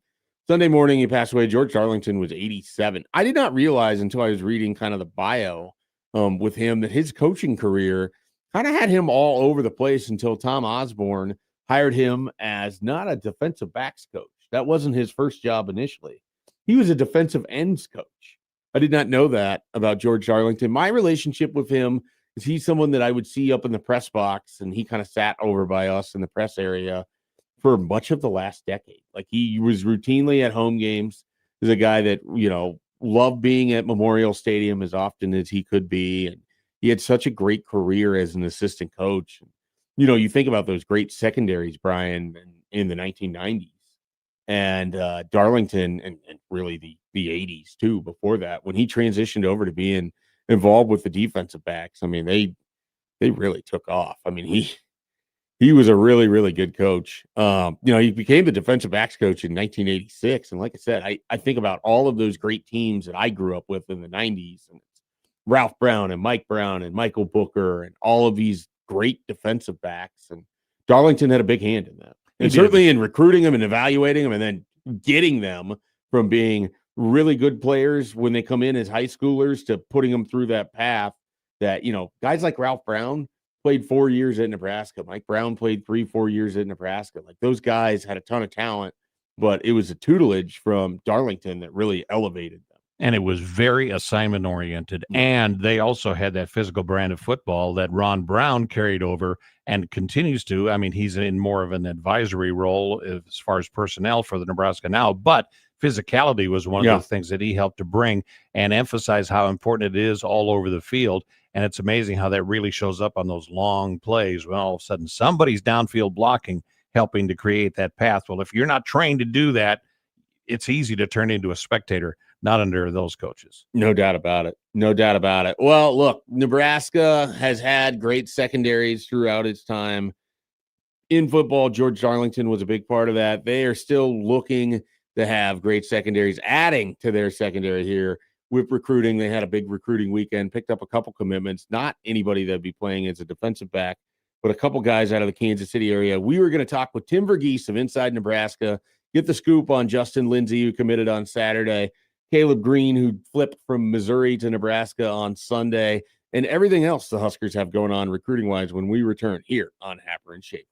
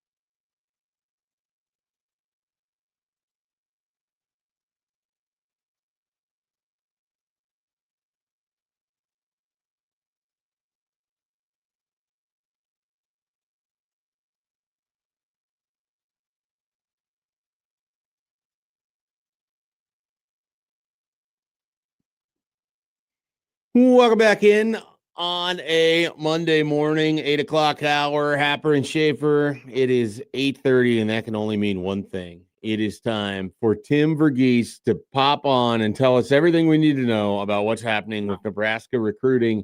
Tim, it was another busy weekend. The Huskers with a couple commitments as the class is really starting to fill up here. Any big surprises for you that came out of this weekend? Yeah, I don't know about any surprises necessarily in terms of at least what we were expecting going into the weekend, but Nebraska landed two more commitments, pulled off a flip from former Big Eight rival Missouri, flipping a Missouri legacy away from the Tigers in three-star linebacker Caleb Green from Lee Summit North. The program, this Nebraska program has recruited a good bit as of late. Also landed a commitment from Justin Lindsay, a wide receiver who played his junior season at Lee Summit North, is going to play his senior season at Blue Springs. He's been on Nebraska's radar for just about a year at this point. He camped this time last year, earned an offer, was back at camp last week, and the staff felt comfortable after seeing him twice in person, evaluating twice in person, giving him the green light to officially visit, and have now picked up his commitment. Yeah, the Justin Lindsay one is really interesting. I remember watching him with you at that camp last year and wasn't surprised at all that he was offered. And then you were kind of telling me when we were talking about him previously that he didn't have a big year with Lee Summit North. And so it kind of slowed his recruiting, I would imagine, a little bit to where he's back at camp. Nebraska looks at that. And I have to imagine, Tim, they just see that frame and they think, all right, there's a smoothness to what this kid does. It's a bit of a gamble because the production isn't necessarily that high at the high school level, but frames like that, if you get it to go right, I mean, he could be a productive player for Nebraska should it all come together. Right. And that's part of the calculus you have to make now in the NIL era is, if you're taking these if you're not going to take big swings at the receiver position, and, I'm sure we'll get to it here in a second, but Nebraska did miss out on Isaiah Alvarez and Matthew Gregory, two, I would say, priority receiver targets for them. Gregory committed to UCLA over Nebraska. And then with Alvarez, he canceled his Nebraska OV to commit to Rutgers. And so if you're not going to take big swings, if you're not going to spend a whole lot of money at the receiver position, these are the type of, I would say, value adds that make sense. This is a 6'3" receiver, 175 pounds. You look at the tape, he's a player who, for his size, does a good job sinking in and out of his breaks. I think he runs routes like a smaller receiver, and I say that as a compliment. And then you watch the tape as well, and you see sure hands. You see a player that's capable of playing outside his frame, that can bring in tough catches. I've seen him on the 7-on-7 circuit. He's been good in action there. He's got verified track speed. And again, he's tested well in front of the staff. He's camped well. He's performed well in front of the staff. And so, again, this Nebraska, with what they did late in this last cycle, was what they currently have in the room. There's not a massive need for them this cycle. And so if you're able to just, spend, I would say not even spend a whole lot and get a receiver here, you can stash and develop. I mean, now it's on Da'Keel Shorts to develop him, but this is a guy the staff's been excited about for some time. And yeah, he may not have an impact on this on the roster within the first year or two, but he's a guy that they're excited to get their hands on and develop. No doubt about it. You mentioned Caleb Green, the other guy that committed over the weekend, Missouri Tigers commitment. His dad played at Missouri. His brother transferred, I believe, from Oklahoma to Missouri here a couple years ago. It was a big deal because the Sooner fan base handled that really, really well, if I recall correctly. How did Nebraska end up with Caleb Green, and how does he kind of fit with Eli Harris and sort of what they're doing at linebacker, where they took some swings early and they missed on some guys, but it seems like some of their backup plans have come through for them? Yeah, it's been interesting to see the linebacker board shake out this cycle. They initially did, they prioritized size. I think when Rob Board got here, you clearly saw a vision of they wanted, and they got, Dexter Foster and Owen Chambliss out of the portal. And it was clear kind of who they were offering and who they were pursuing at the high school level. They wanted some size at the second level, but as they've kept at it, as they've stayed in pursuit, the board's kind of changed a little bit. They've seen some targets come off. They've adjusted as needed. And so you've got two guys now in Harris and Green who are right around 6 foot, 6'1", not necessarily the size they were looking for, but with both of these guys. With Harris, he plays at a power program in Logan Bill Grayson, and has production, not just in terms of overall tackles, but tackles for loss, forced fumbles, those kind of things. And then when you talk about Green, he had 145 tackles as a junior and 14 tackles for loss. That's the type of production that Nebraska and most programs, when you see a guy who maybe doesn't fit the size you're looking for, that's the production you instead have to be looking for. I think with Green, what gave Nebraska, he's been on Nebraska's radar for some time. He's camped before, he's visited before. This was his fourth visit to Lincoln this past weekend. So he's been around campus a good bit, but for him, he tested last week, earned the offer while on campus, ran a 4.5, I believe is what he said after that camp. And so those numbers at that size with the production he's put up on tape, you turn on the tape, and this is a player with good instincts, with good reaction speed, good awareness, just plays the run the way you want a linebacker to play the run. But I would know with both of these guys, and again, talking back to what Nebraska did in the portal, with Dexter Foster coming back, with Will Hawthorne, and another linebacker they added in the portal, with some of the young talent they have there, adding strong side linebacker wasn't necessarily a need this cycle. They wanted to. They certainly were looking for, a big physical linebacker they could add in. But for both of these guys, I think they both fit in more as, I would say, weak side linebacker, if not big nickels within Nebraska's scheme. And I made this comp for Harris. Green's not exactly the same. Harris, I think the comp is more so Vincent Shavers, but in terms of role and what this will look like within Rob Orich's defensive system, I would keep an eye on how Vincent Shavers is used this year, and I would imagine that's about the role that these two would play down the line. Talking with Tim Verghese here of Inside Nebraska on Happer and Schaefer. Tim, all right, so I wanted to get the two commitments out of the way. You mentioned Khalil Taylor going to visit here this upcoming weekend. I think you mentioned that. You mentioned Matthew Gregory and Isaiah Alvarez committing to other programs. What do you think happened with Nebraska and Gregory, or was it just a UCLA just kind of took charge in this commitment? Was it an NIL thing? Like, it felt like things were lining up where Gregory was going to end up being this potential target for Trey Taylor. And now it feels like they have an opportunity with Khalil Taylor for that to potentially be the big prize pass catching recruit if they aren't unable to flip Ahmad Hudson at some point. Yeah, so I think when we like the previous discussion when we're talking about Justin Lindsay and we talk about money at the receiver position, Matthew Gregory felt like a prospect that this staff really liked, but there was probably a cap in terms of what they were willing to spend to land a prospect like Matthew Gregory, just based on what they had seen on tape, just based on what his year one projection would look like as well, like what his ability to contribute early on within the system looks like. And I think, with Taylor, he's seen a little differently. He's seen as a potential instant impact contributor. There are some shades of, players that Dikeel Shorts and Dana Holgerson have had success with before. For me watching the tape, there's a good bit of, I think guys he's had success with at Houston before. At least from a frame standpoint, there's some similarities to Matthew Gregory there. And I think with Taylor, you also don't have to really squint to see it. There's more chemistry there with Trey Taylor. They played together on the 7-on-7 circuit. They were just together in Los Angeles this weekend. And so with Gregory, so to answer the first part of this, what happened with Gregory, I think for Nebraska, just asking around a little bit over these last few days coming off of that decision, Nebraska felt pretty good coming out of his OV. UCLA continued to push, and I think that number got to a point where Nebraska, looking at the field, looking at, their consistent push for Khalil Taylor and able to get that OV back on the book, we're able to kind of say, okay, well, we're going to go in a different direction at receiver.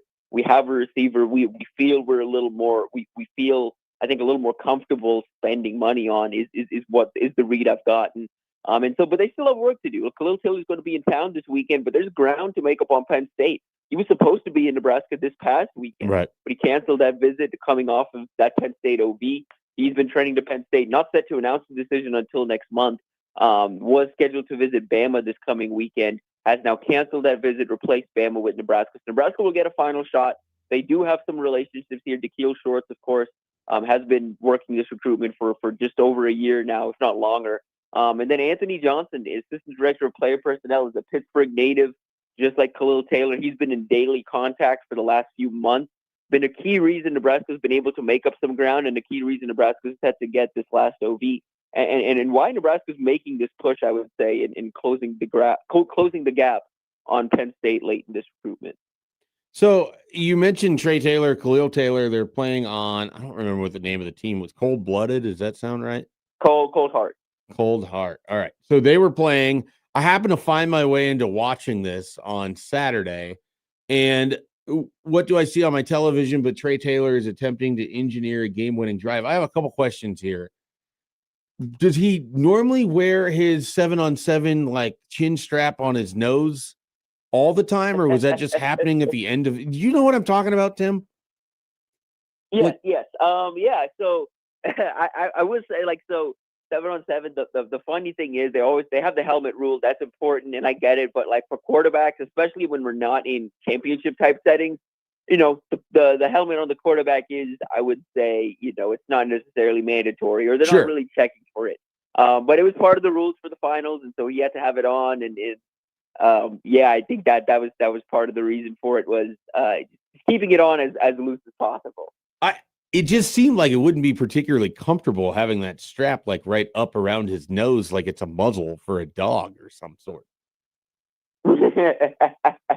So I was thrown off by that. And then I kind of love seeing, so I felt bad that it didn't work out for his team. They ended up losing by 1, but he was so mad at the end of that, which is just, to me, great, because you see someone's competitive side. Like this kid wants to win everything all the time. I'm not entirely sure that he would go back and you look back at their final drive for they're attempting to win this game. And I don't know that he would necessarily throw the ball in the same spots as he did previously, but it was a good attempt for Trey Taylor in the finals of this. Was it OT7? Is that what it's called? OT7, yeah. I think you've seen between his junior season, when we talked about it then, and this off season between getting out to Elite 11, the regional, and then the finals, OT7, the 7-on-7 circuit. I've seen him again. I saw him back at OT7.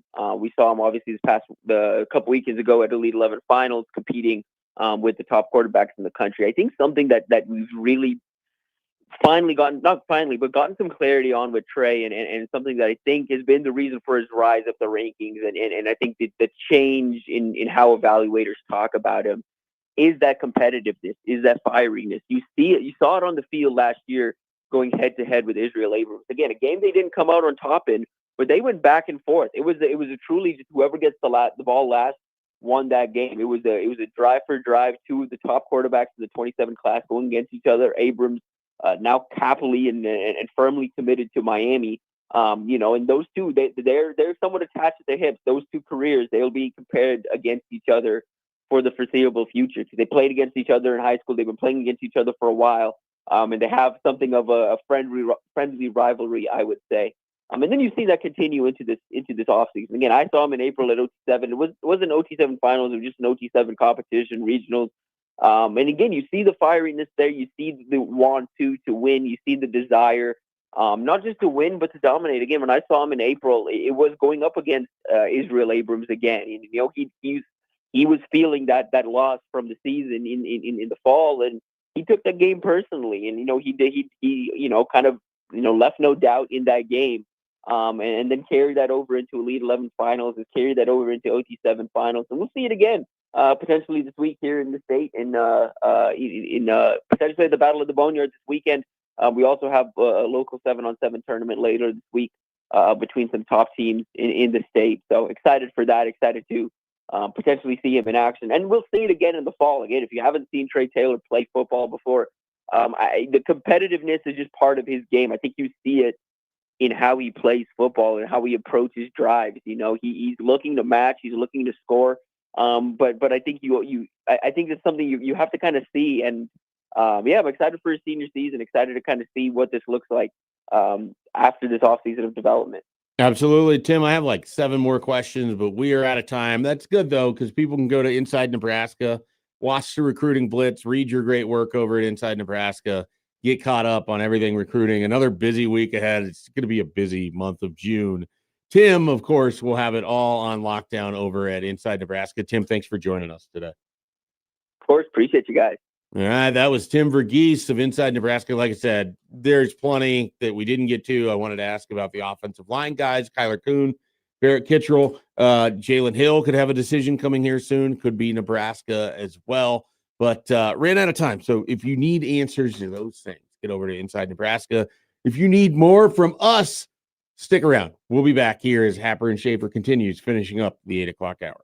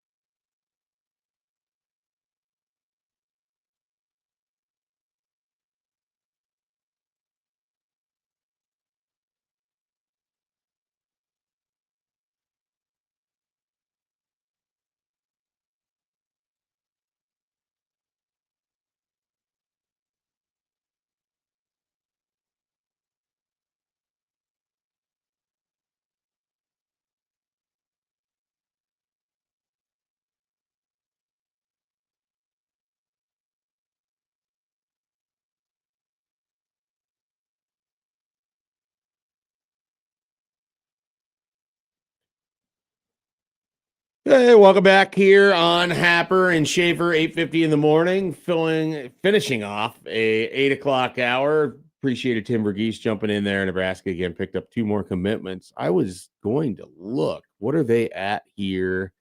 Total commitments wise, what are they up to? They're at 18 commitments. I think the guess was around 20 for the class. So they've got a few more spots to fill. And Khalil Taylor, one of those guys coming in. They've got several guys looking to make decisions this week. So we will see how that all plays out. And of course, Tim Verghese will have that information for you. We'll have Michael Bruns in the 9 o'clock hour as well. We can talk to him always about recruiting or Nebraska football. We're going to talk to him about George Darlington, college baseball, really anything. Any way we want to go.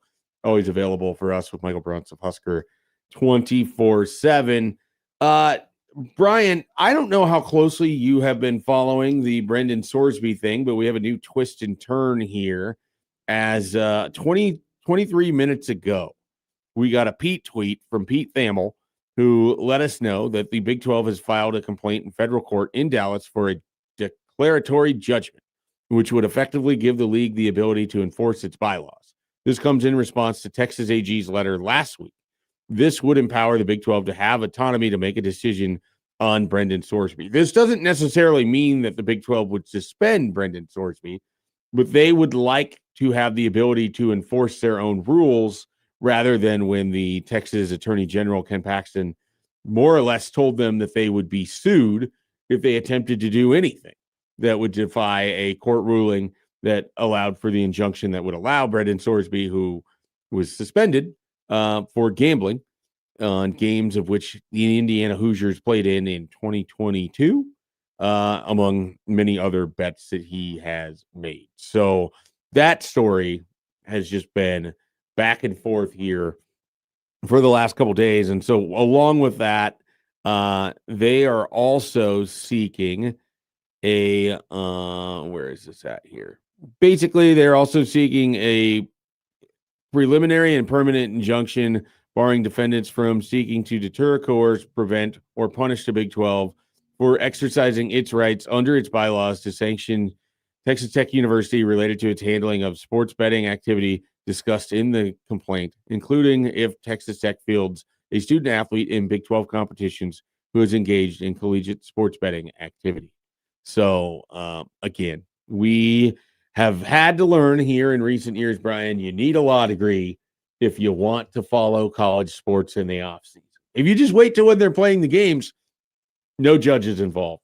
This isn't, ice skating or boxing. But in the offseason, we're just in court all the time. You know what's going to happen sometime? In the middle of a game, they're going to call a timeout, and an attorney is going to come out and hand somebody a subpoena in the middle of the game, and they will escort that player off the field or the court. You joke, but we are way, way, way closer to the stupidity of something like that than I ever could have imagined possible with as much time as this show spends since the beginning of January talking about, well, here's another court case for eligibility, and here's a court case for this, and this is a former G League player that thinks that he should be able to play college basketball now, and this is just kind of where we're at. This one, very different than that with Brendan Sorsby, and we will keep an eye on it. And everything else that's going on down in Texas as it involves Texas Tech and Sorsby and all of that. But we'll have all of that, here on 1620 and on Happer and Schaefer. All right, we're going to take another time out here, and then we will come back 9 o'clock hour. Like I said, we'll have Michael Bruns. We're going to dive into a little U.S. Open coming off of the RBC Open yesterday, in which I believe Bud Cauley, the man of the weekend for Brian over here, won the tournament, and so we'll talk about the U.S. Open, some of the favorites who Brian thinks has an opportunity to win the third golf major of the year when we return here on Happer and Schaefer.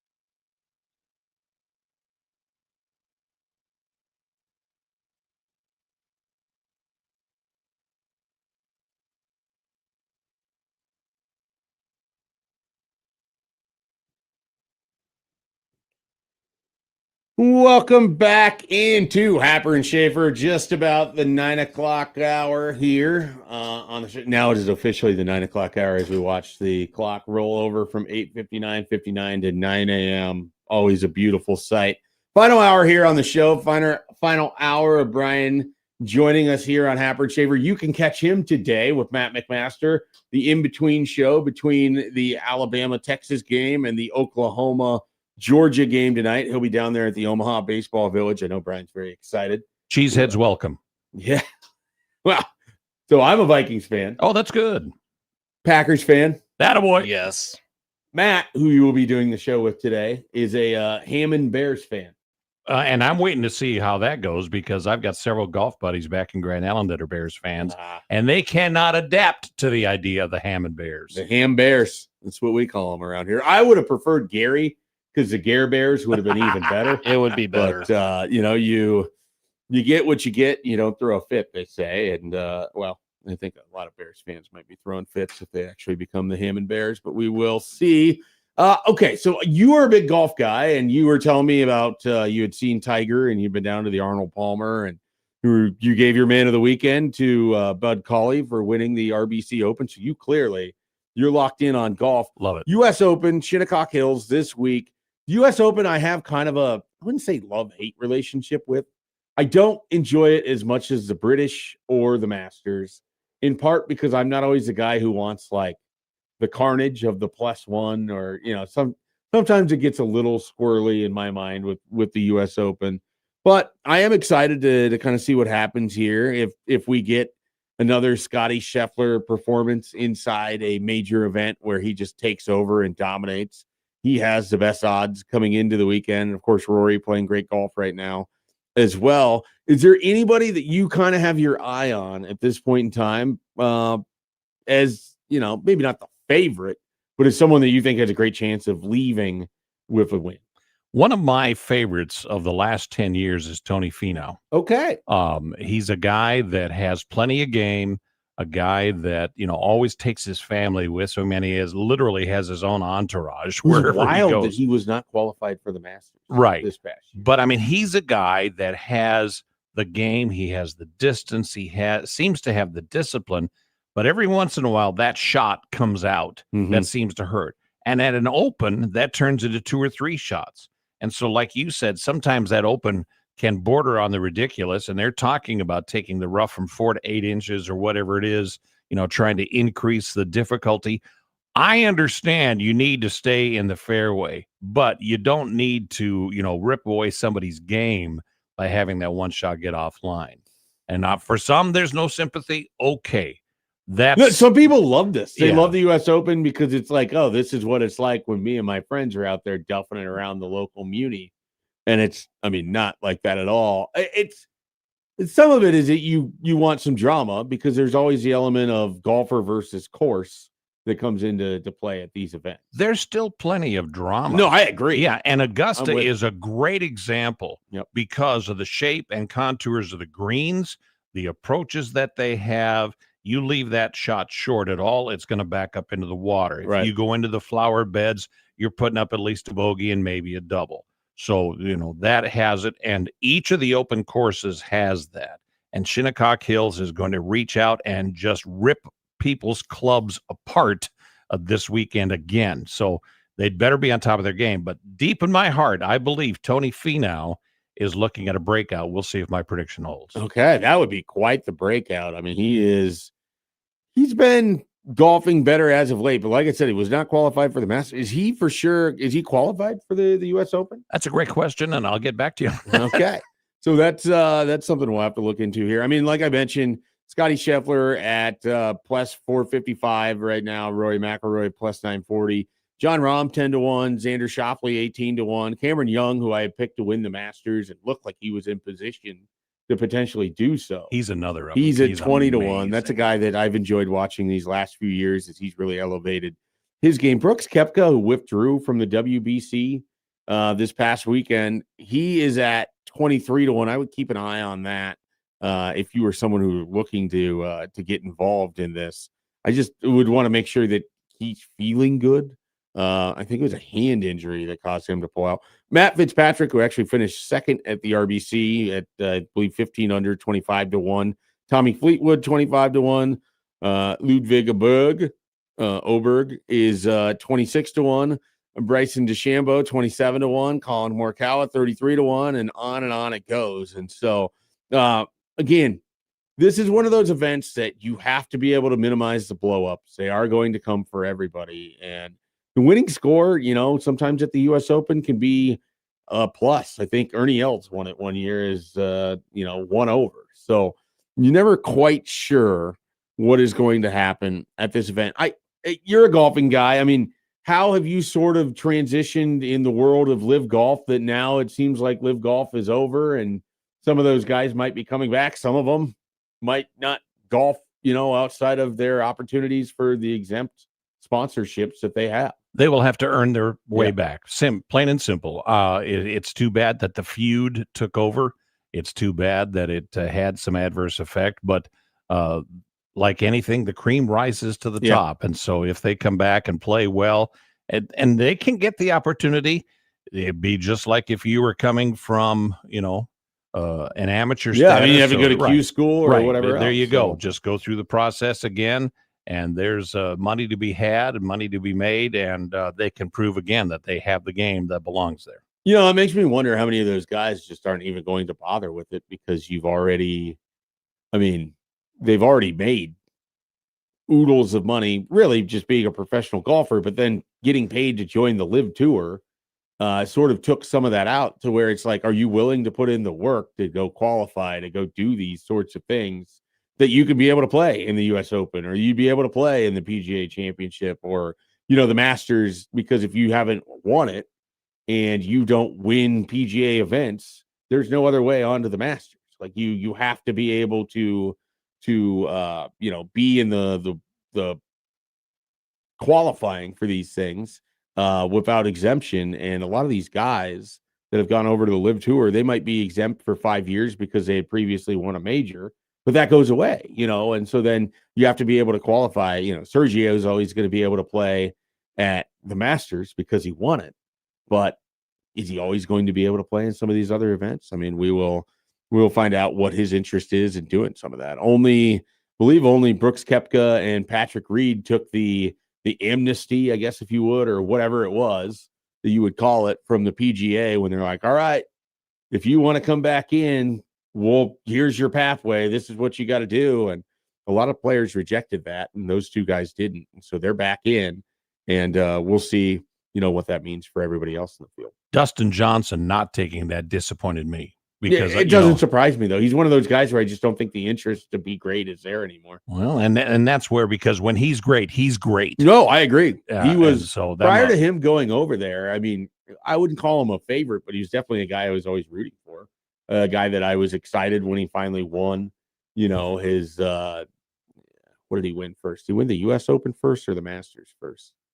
It was the Open, I think. I think you're right. I think it was the Open and then the Masters the following year, maybe, when it was the COVID Masters that they ended up playing in November, which was weird, and hopefully we never have to experience anything like that again. Augusta, why do the flowers look like that? Augusta not designed for November in the way that it's designed for early April. Not that it wasn't, I'm sure, a great event like it always is. It's just you have that picture in your head of what that needs to look like. I had a chance to see the outside at Augusta. I mean, I drove by it when I was in Augusta, which I'll be honest, does not look as picturesque as the grounds. No, it is well protected. Yeah. But those walls keep you out. Yeah. But they were right across the street from the entrance was a restaurant called the Green Jacket. Okay. And good name for had a chance to go in and have dinner there.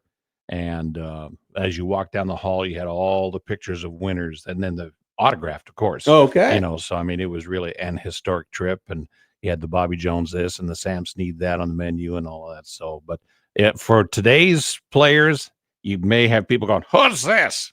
Well, we'll explain. It's hamburger, but you can choose what you want. That's funny. That's funny. All right, Brian Gallagher sitting in for Connor Happer, who's back involved with the College World Series, which, of course, is on 1620 The Zone. And there are a lot of things going on at 1620thezone.com. a lot of contests. We have a Post Malone sweepstakes. You can see Post Malone with Jelly Roll and Carter Faith, part of the Big Ass Stadium Tour taking place at Jack Trice Stadium over there in Ames, Iowa. You can get signed up at 1620 The Zone. For that, the Black Keys are heading to Omaha, Peaches and Cream Tour with Eddie 9V. That's on Monday, July 20th at the Astro. You can get registered to try to win tickets for that. Young the Giant coming to Omaha with Cold War Kids and Kenny Hoopla. Monday, August 3rd at the Astro. Chris Stapleton is in Lincoln for the All-American Road Show. Michael Severe, who's in on Friday, will be back in on Wednesday. Get my days of the week right. Big Chris Stapleton guy. You can see him there. He can't win the contest because he works for 1620 The Zone. But you, loyal listeners, you could win to go to Chris Stapleton in Lincoln. Motionless in White will be coming to the Metro as well. That's November 11th at the CHI Health Center. And, of course, Bert Kreischer will be here December 6th for the Mid-American Centers. All of those contests going on, 1620 The Zone. Get yourself there. Get registered. Give yourself a chance to win and give yourself a chance to return. Michael Brunt's coming up here on 1620 as we will continue Happer and Schaefer here in the 9 o'clock hour.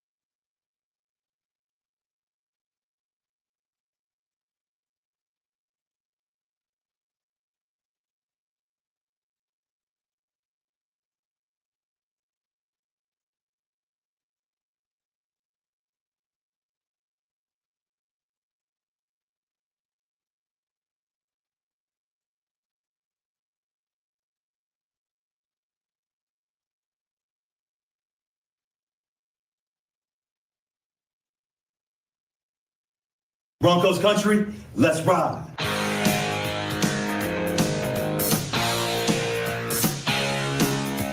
The Bronx is back in town. The Bronx is back in town. I said the Bronx is back in town. The Bronx is back in town. The Bronx is back in town. The Bronx is back in town. The Bronx is back in town. The Bronx is back in town. Michael Brooks, Husker 24/7 on Happer and Schaefer, 1620 The Zone. Welcome back in here on 1620 The Zone. It's Happer and Schaefer. It is Monday, a little past 9:15, and that means Michael Bruntz joins us here today. Bruntz, how we doing? How was your weekend? Not bad. How was yours? It was good. I saw some banana ball. I was at the College World Series. Very, very different versions of baseball. I would just like to kind of point that out. Also, watching a baseball game in Memorial Stadium was a very surreal experience. I'm a little surprised when I text you and asking if you were there. I was surprised you didn't go. I figured you would go check this out, see it with your own eyeballs. Well, I as you know, my struggles with winning lotteries is well documented, ticket lotteries. So you didn't want to use the press pass to go? I didn't really feel like I needed to go that route. So yeah, I watched it at home. Did they ever say what the distance was to left? Like that was a short porch there. Yeah. Yeah. No, it wasn't stated. One of the home runs that was hit was actually to more, I guess, whatever their version of center field would be. Just absolutely pounded out that way. But there was a couple cheap home runs to left. There was a robbed home run at one point.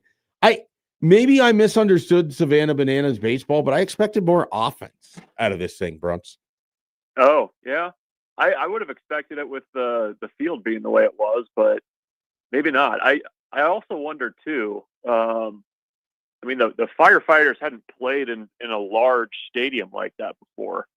Like there had to have been like some nerves going on there, I would guess. Like, because I mean, think about it. You're playing at Haymarket Park 2 nights before. Probably got about 8,000 or 9,000 in there, and then you ramp that up to 85,000. That's kind of a little bit of a different situation. But yeah, I don't know. There was the one that was hit too, kind of towards right field that almost got out. I was kind of hoping that one would that would have be been a homer, impressive. but yeah, that was a good drive there. That would have been impressive. So, all right, one of the news items that came out of this weekend was the unfortunate news of George Darlington's passing. And I know this is a guy that's been a fixture in Nebraska athletics, and Brian and I, Brian Gallagher is in for Happer today, have talked about him. Like, Bruntz, you spent some time correct me if I'm wrong here, but you spent some time watching film with George Darlington at one point in time, way back when in the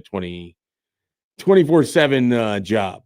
Am I wrong with that? Yeah. No, you're correct. Yeah, we used to do like a film session thing with him. It was like the first, like 2011 and 2012.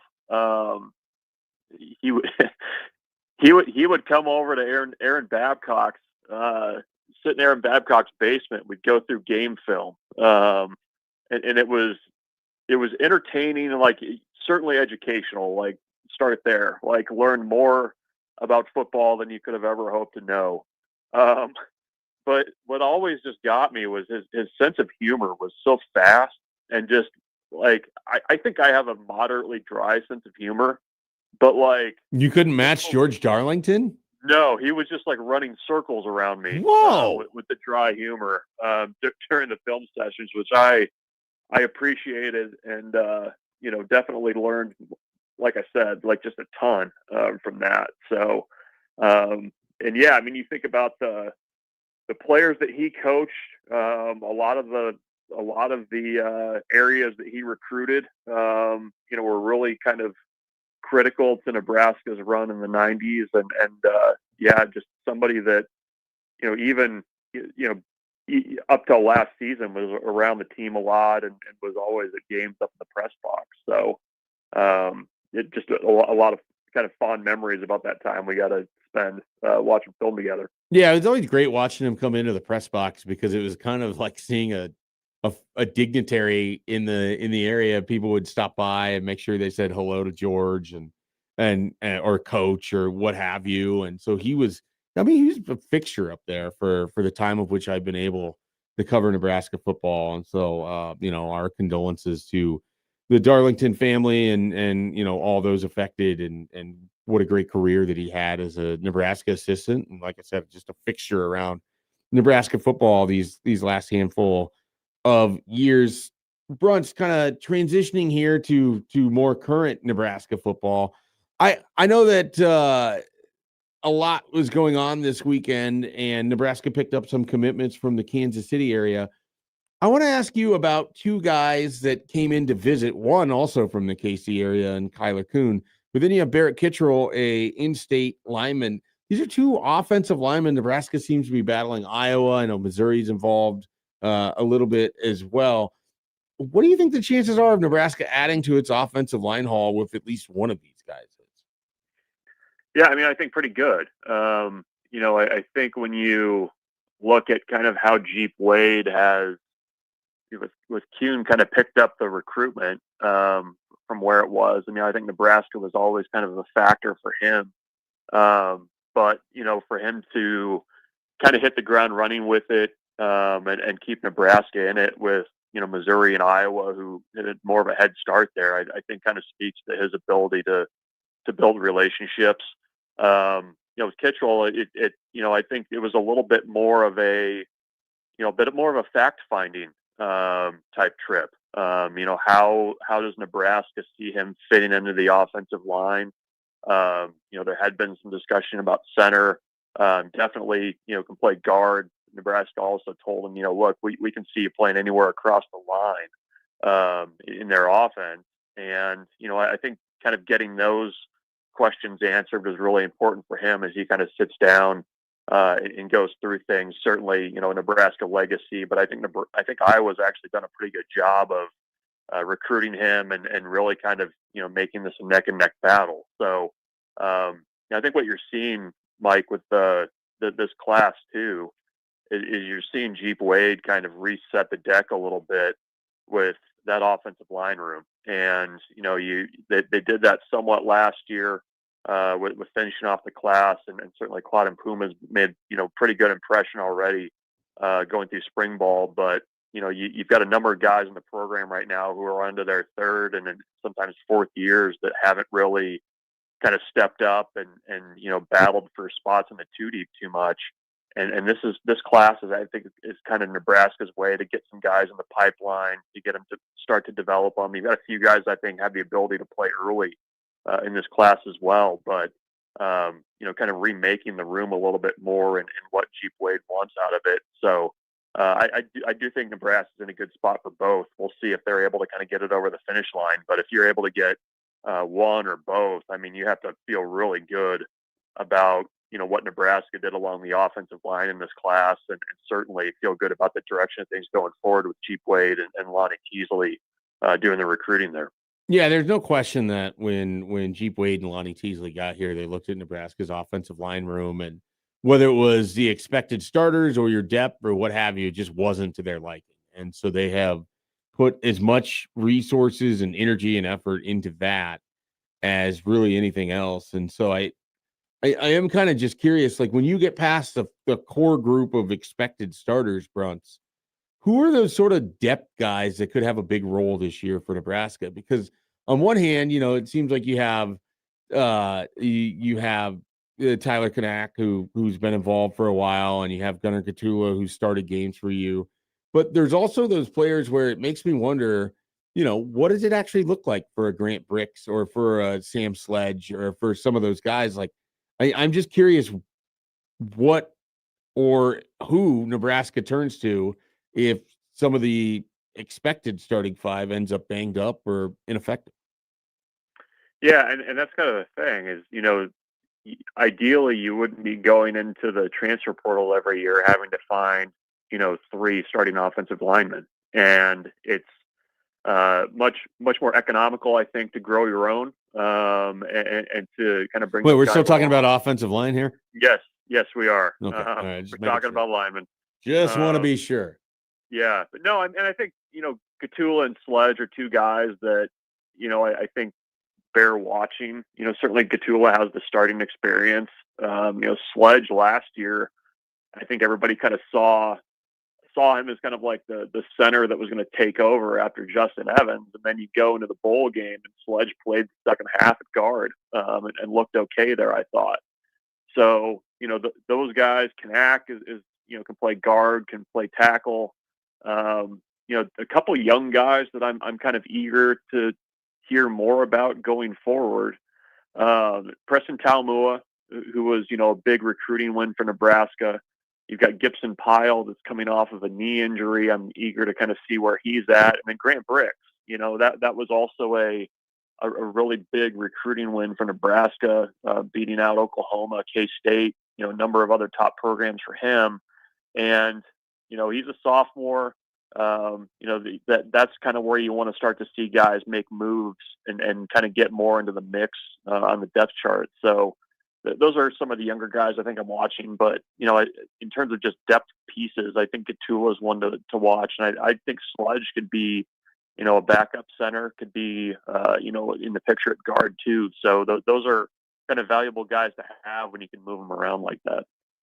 Talking with Michael Bruns here of Husker 24/7. Just a little bit more recruiting chatter here, even after we had Tim Verghese on a little bit earlier. It's just that time of year where there's a lot going on with Nebraska. But Bruns, I want to kind of kick this forward to the actual season ahead in 2026. And, you're going to have the opportunity with BC where you guys will sit down and you'll make your list of most indispensable Huskers, and you'll do some kind of roundtable type stuff where, most important players for the season and those sorts of things.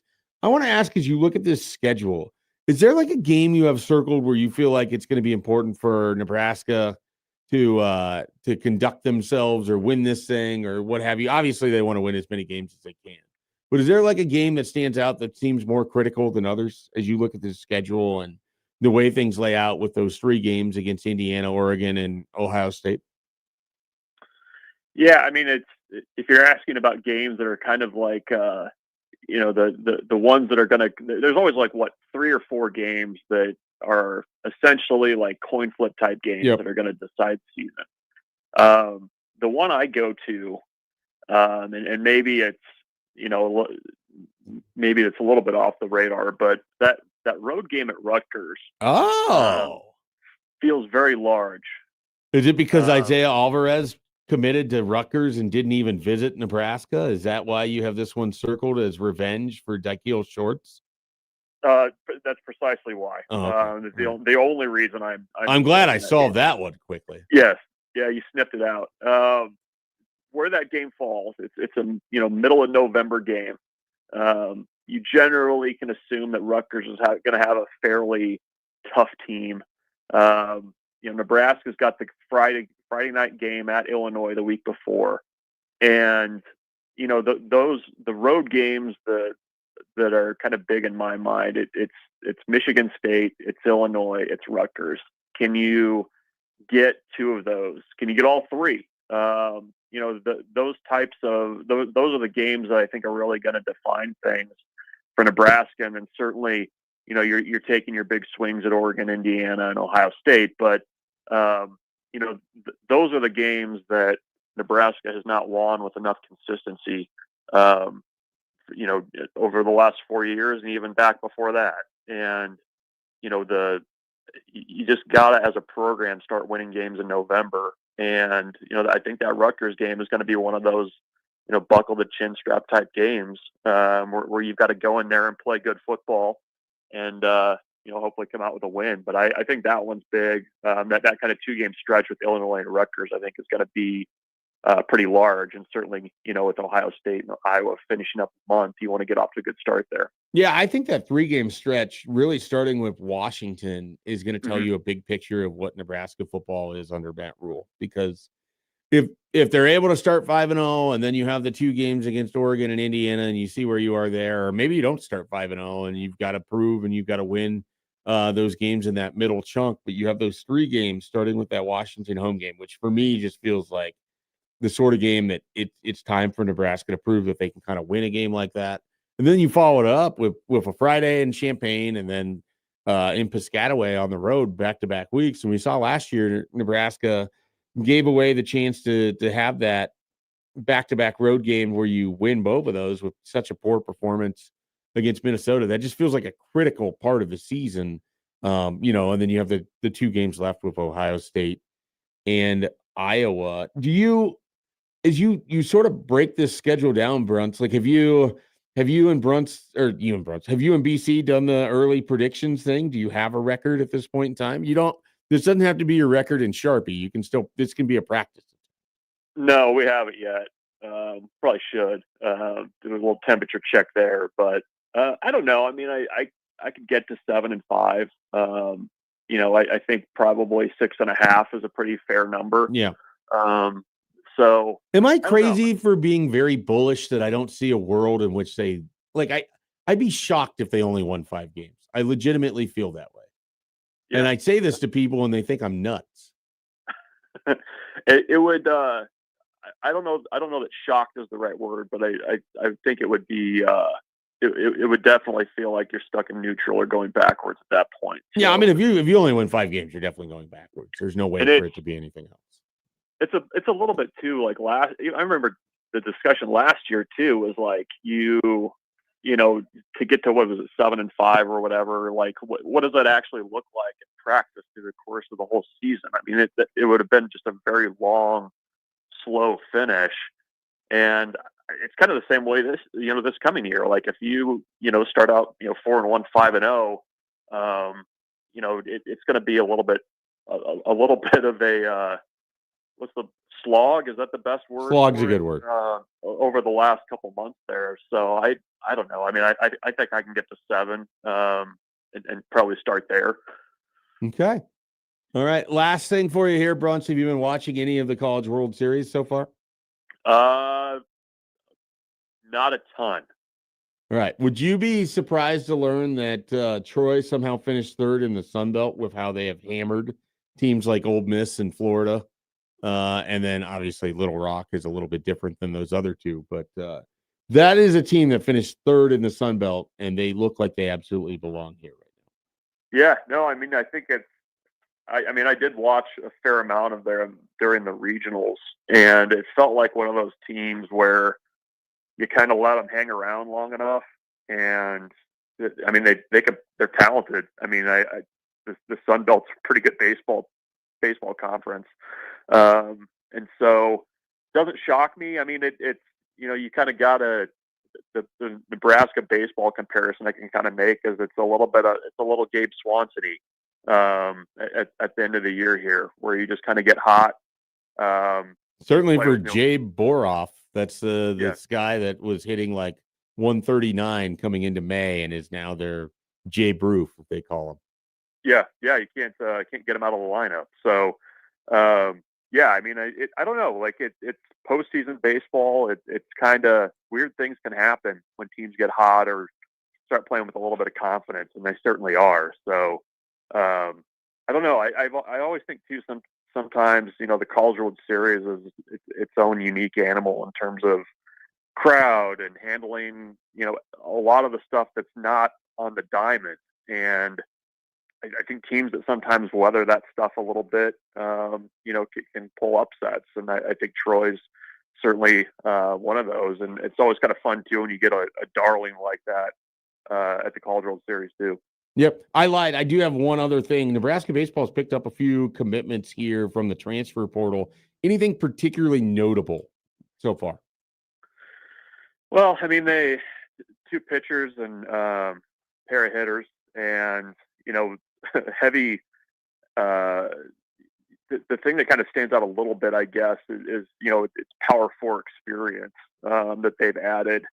They needed a left-handed pitcher. They got one in Zach Bates from Illinois. He's coming off Tommy John surgery, but had been in the Cape Cod League. Was an All Big Ten player his first year at Illinois. the roster overall for Nebraska is going to be kind of fascinating because they don't have a ton of room right now to add guys.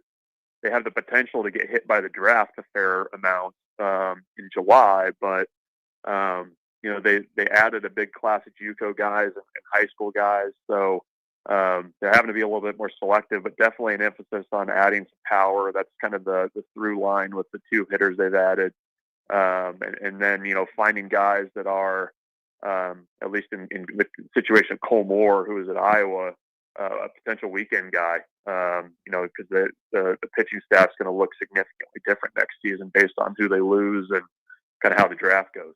No doubt about it. All right, Michael Bruns, thank you for your time here on a Monday morning. Look forward to checking in with you next week and every Monday here on Happer and Schaefer.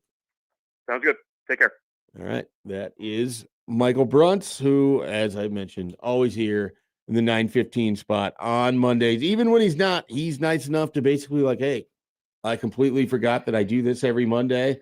I have an appointment. Can we move you? And so we had him on Wednesday last week.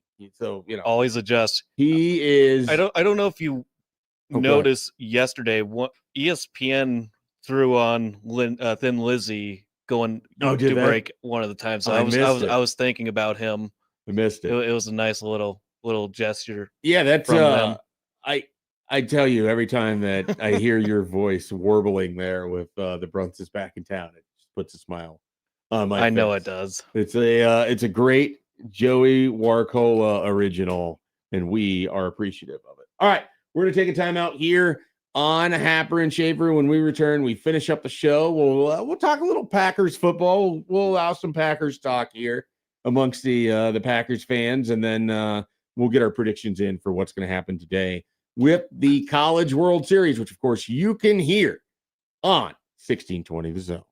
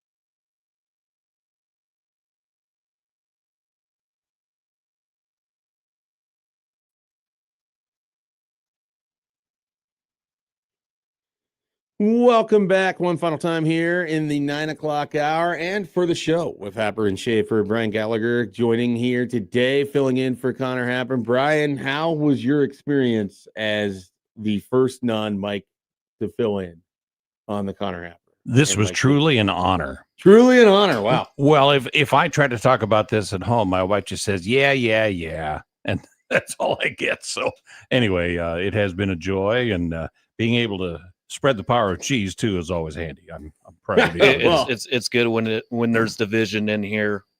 That's for sure. We will stand proud.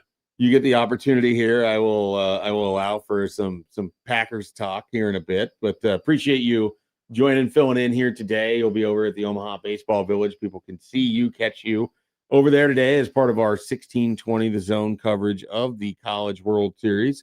You'll be with Matt McMaster on the In-Between show. I'll be down there joining Matt sometime probably around 10:30 is when I will be rolling in around the Omaha Baseball Village, maybe a little earlier today. You don't have to pick up any saline spray like you did on Friday. No, no. That was field clutch trip for me. I figured it was. I got absolutely murdered by the post-nasal drip. I don't know if it was allergies. I don't know if it was like a 48-hour thing. I was really worried about my voice going. I get you. Well, you're a veteran radio man. One of the things that I have learned is transitioning from doing more writing to more speaking in my life. Right. Is how much you have to do to protect your voice and to make sure that thing is working as you want. Well, you talked about, making sure that you're well hydrated. Yeah. That really is important. Yep. But I've got a certain kind of mint that I like to use, and I buy them by the biggest package I can, but I keep them with me all the time. And what I'll do is I'll tuck it in the back of my mouth, way back out of the way of the teeth and tongue, and it just seems to work. Yeah, no, that's good. That's good. I've learned about throat coat recently. I have I'm a big Hall's cough drop guy. I kind of always there's certain times of the year. But, there's always something going on. And so on Thursday, when I went to bed, I was like, this could be bad. And thankfully, no problems with the voice over the weekend. I feel good now, but I had to pick up some saline spray, some more cough drops and whatnot to make sure that I was good. You're well prepared now. Yeah, no, that's the thing about this. Your voice is the big part of it. Turns out talking, really important part of the radio aspect. It's amazing.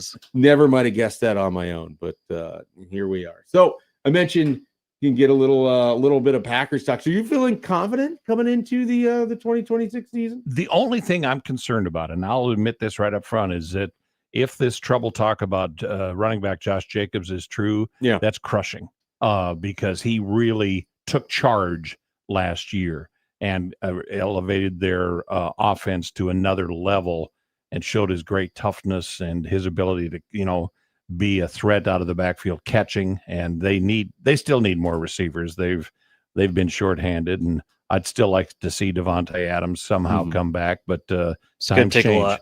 Yeah, that's going to take a lot for that to happen. And that's where I still blame Aaron Rodgers for what he did to the contracts, but that's another story of days gone by. You're more than welcome to blame Aaron Rodgers or say negative. Like, I'm okay. I support that. Oh, I mean, after I'm that a while, way too. Yeah, you just, the Steelers can have him, and more power to him.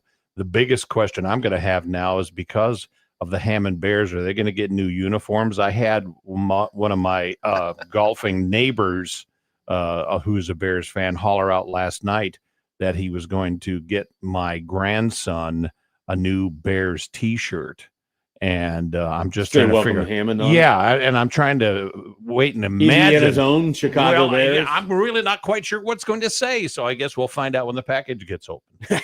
No, that'll be great. We still got to give Matt McMaster a postcard from Hammond. Yeah, Indiana. I want to do that. We need to do that. I didn't get it done, and then I was looking at getting him a nice little fancy thing that he could display on his desk. Or a gift anymore. Or a gift card to the lone Subway that's out there in downtown. So who's the if Josh Jacobs, whether it's we'll see where these allegations go and if there's a suspension or whatnot, but if he's unavailable what is the Packers running back situation? That's what is really going to AJ be. beautiful Dillon got mystery. hurt a couple years Well, ago. no, Is he even he's on the on roster the anymore? he's not on the roster. He was Yeah. on the Eagles last year. I don't know if he's still there, but they drafted Marshawn Lloyd a few years ago in the 3rd round. He's been plagued with hamstring issues. He's set to be the backup running back to Josh Jacobs. If I remembered right, during training camp, he suffered a little minor tweak to his hamstring. He's just hasn't been getting a break with the injuries as of late. And then they had Emmanuel Wilson as the backup running back. I was trying to think of Emmanuel Wilson, I think, is on a different team. I think they did not keep him. So, yeah, it's all over the place. And I think they still have Chris Brooks, who had some action too. He's the bigger running back. It'll be interesting. I know they were talking at there's potential candidates they might pick up if Josh Jacobs is out for a significant amount of time. It'll just be interesting to see how that's going to affect the offense, because they sure do like to run the ball a lot. The Packers definitely run that type of offense. They've got a guy, and he would be, if it works out where he's able to make your 53-man roster, and Pierre Strong Jr. He played a little bit with the Patriots and then with the Browns, and then last year, I don't know whose practice squad he was on. It might have been the Packers, but he's an interesting guy from South Dakota State that has had some success in his career. He'd be a real big depth option, not someone that, you'd want necessarily taking the bulk of your reps or whatever, but I see that he's with the Packers here going into fall camp. So that's going to be a really interesting thing, because since Josh Jacobs arrived at Green Bay, I feel like that's been a pretty good marriage. I agree. I think it was huge. It's just, that's where I hope that, somehow I hope there's a mistake here, but otherwise, if it's a mistake that he has to answer for, then get it done, get it over, and, get your life back on track. Yeah. Yeah. How did you feel about the Christian Watson extension? He has shown that he can, but he's had a little bit of that injury bug too. Yeah, no doubt. But he's a big receiver, has great hands, runs great routes. Now, when he was dealing with his injury issue last year, it slowed him tremendously. Yeah. And they were able to single cover him, and that suddenly made everybody else's defense better. Yeah, no doubt about it. He's one of those guys, like, as someone who gets to see the Packers twice a year from the other vantage point. He is the scariest of those receivers. I honestly love the investment from the Packers. I thought, returning from that catastrophic injury against the Bears in the previous season, I thought he had his best season as a Packer in the NFL. No question. When he was on the field in the Steelers, more available. Oh yeah, he does, and I think there's potential we might see a full season out of Christian Watson, and it's going to really benefit the offense. I think the Packers now have 3 distinct guys that could really, really wreak havoc on opposing teams' defense. You got Christian Watson. We're going to see more opportunities out of Matthew Golden this season after they traded Dontavian Wicks over to the Eagles, and then Romeo Doubs signing the contract with the Patriots. And then you got Jaden Reed, who's a really good slot guy. He missed some action of last year due to the broken collarbone. It'll be fun. It'll be fun to see what these guys can do. Reed did show he was dangerous, though. Yeah, absolutely. He did. And then Tucker Kraft should be returning the first week of the season. Hopefully he could stay healthy, because I don't trust anybody outside of him in that tight end position. Luke Musgrave just has problems keeping his balance. We've seen that. Text. This guy's in depth. I'm telling you what, he knows. Oh, yeah, this but guy's in depth. I'm invested. I received a text. Someone doesn't. They don't think that Joey believes in what he's saying right now. So I wonder who that may be. Oh, you recognize that text, do you? You'll get an opportunity to meet this person. Oh, good. So he's quite something. Always some NFC North talk around here. Here's today's World Cup schedule as we run things down right before we go here today. You get to see Spain in action against Cape Verde at 11. Yeah, that's an early. The schedule's kind of weird today. So that's played at 11 in Atlanta. Belgium and Egypt are playing in Seattle. That's going to be It'll fun. be at 2:00 on Fox. Saudi Arabia and Uruguay are playing in Miami.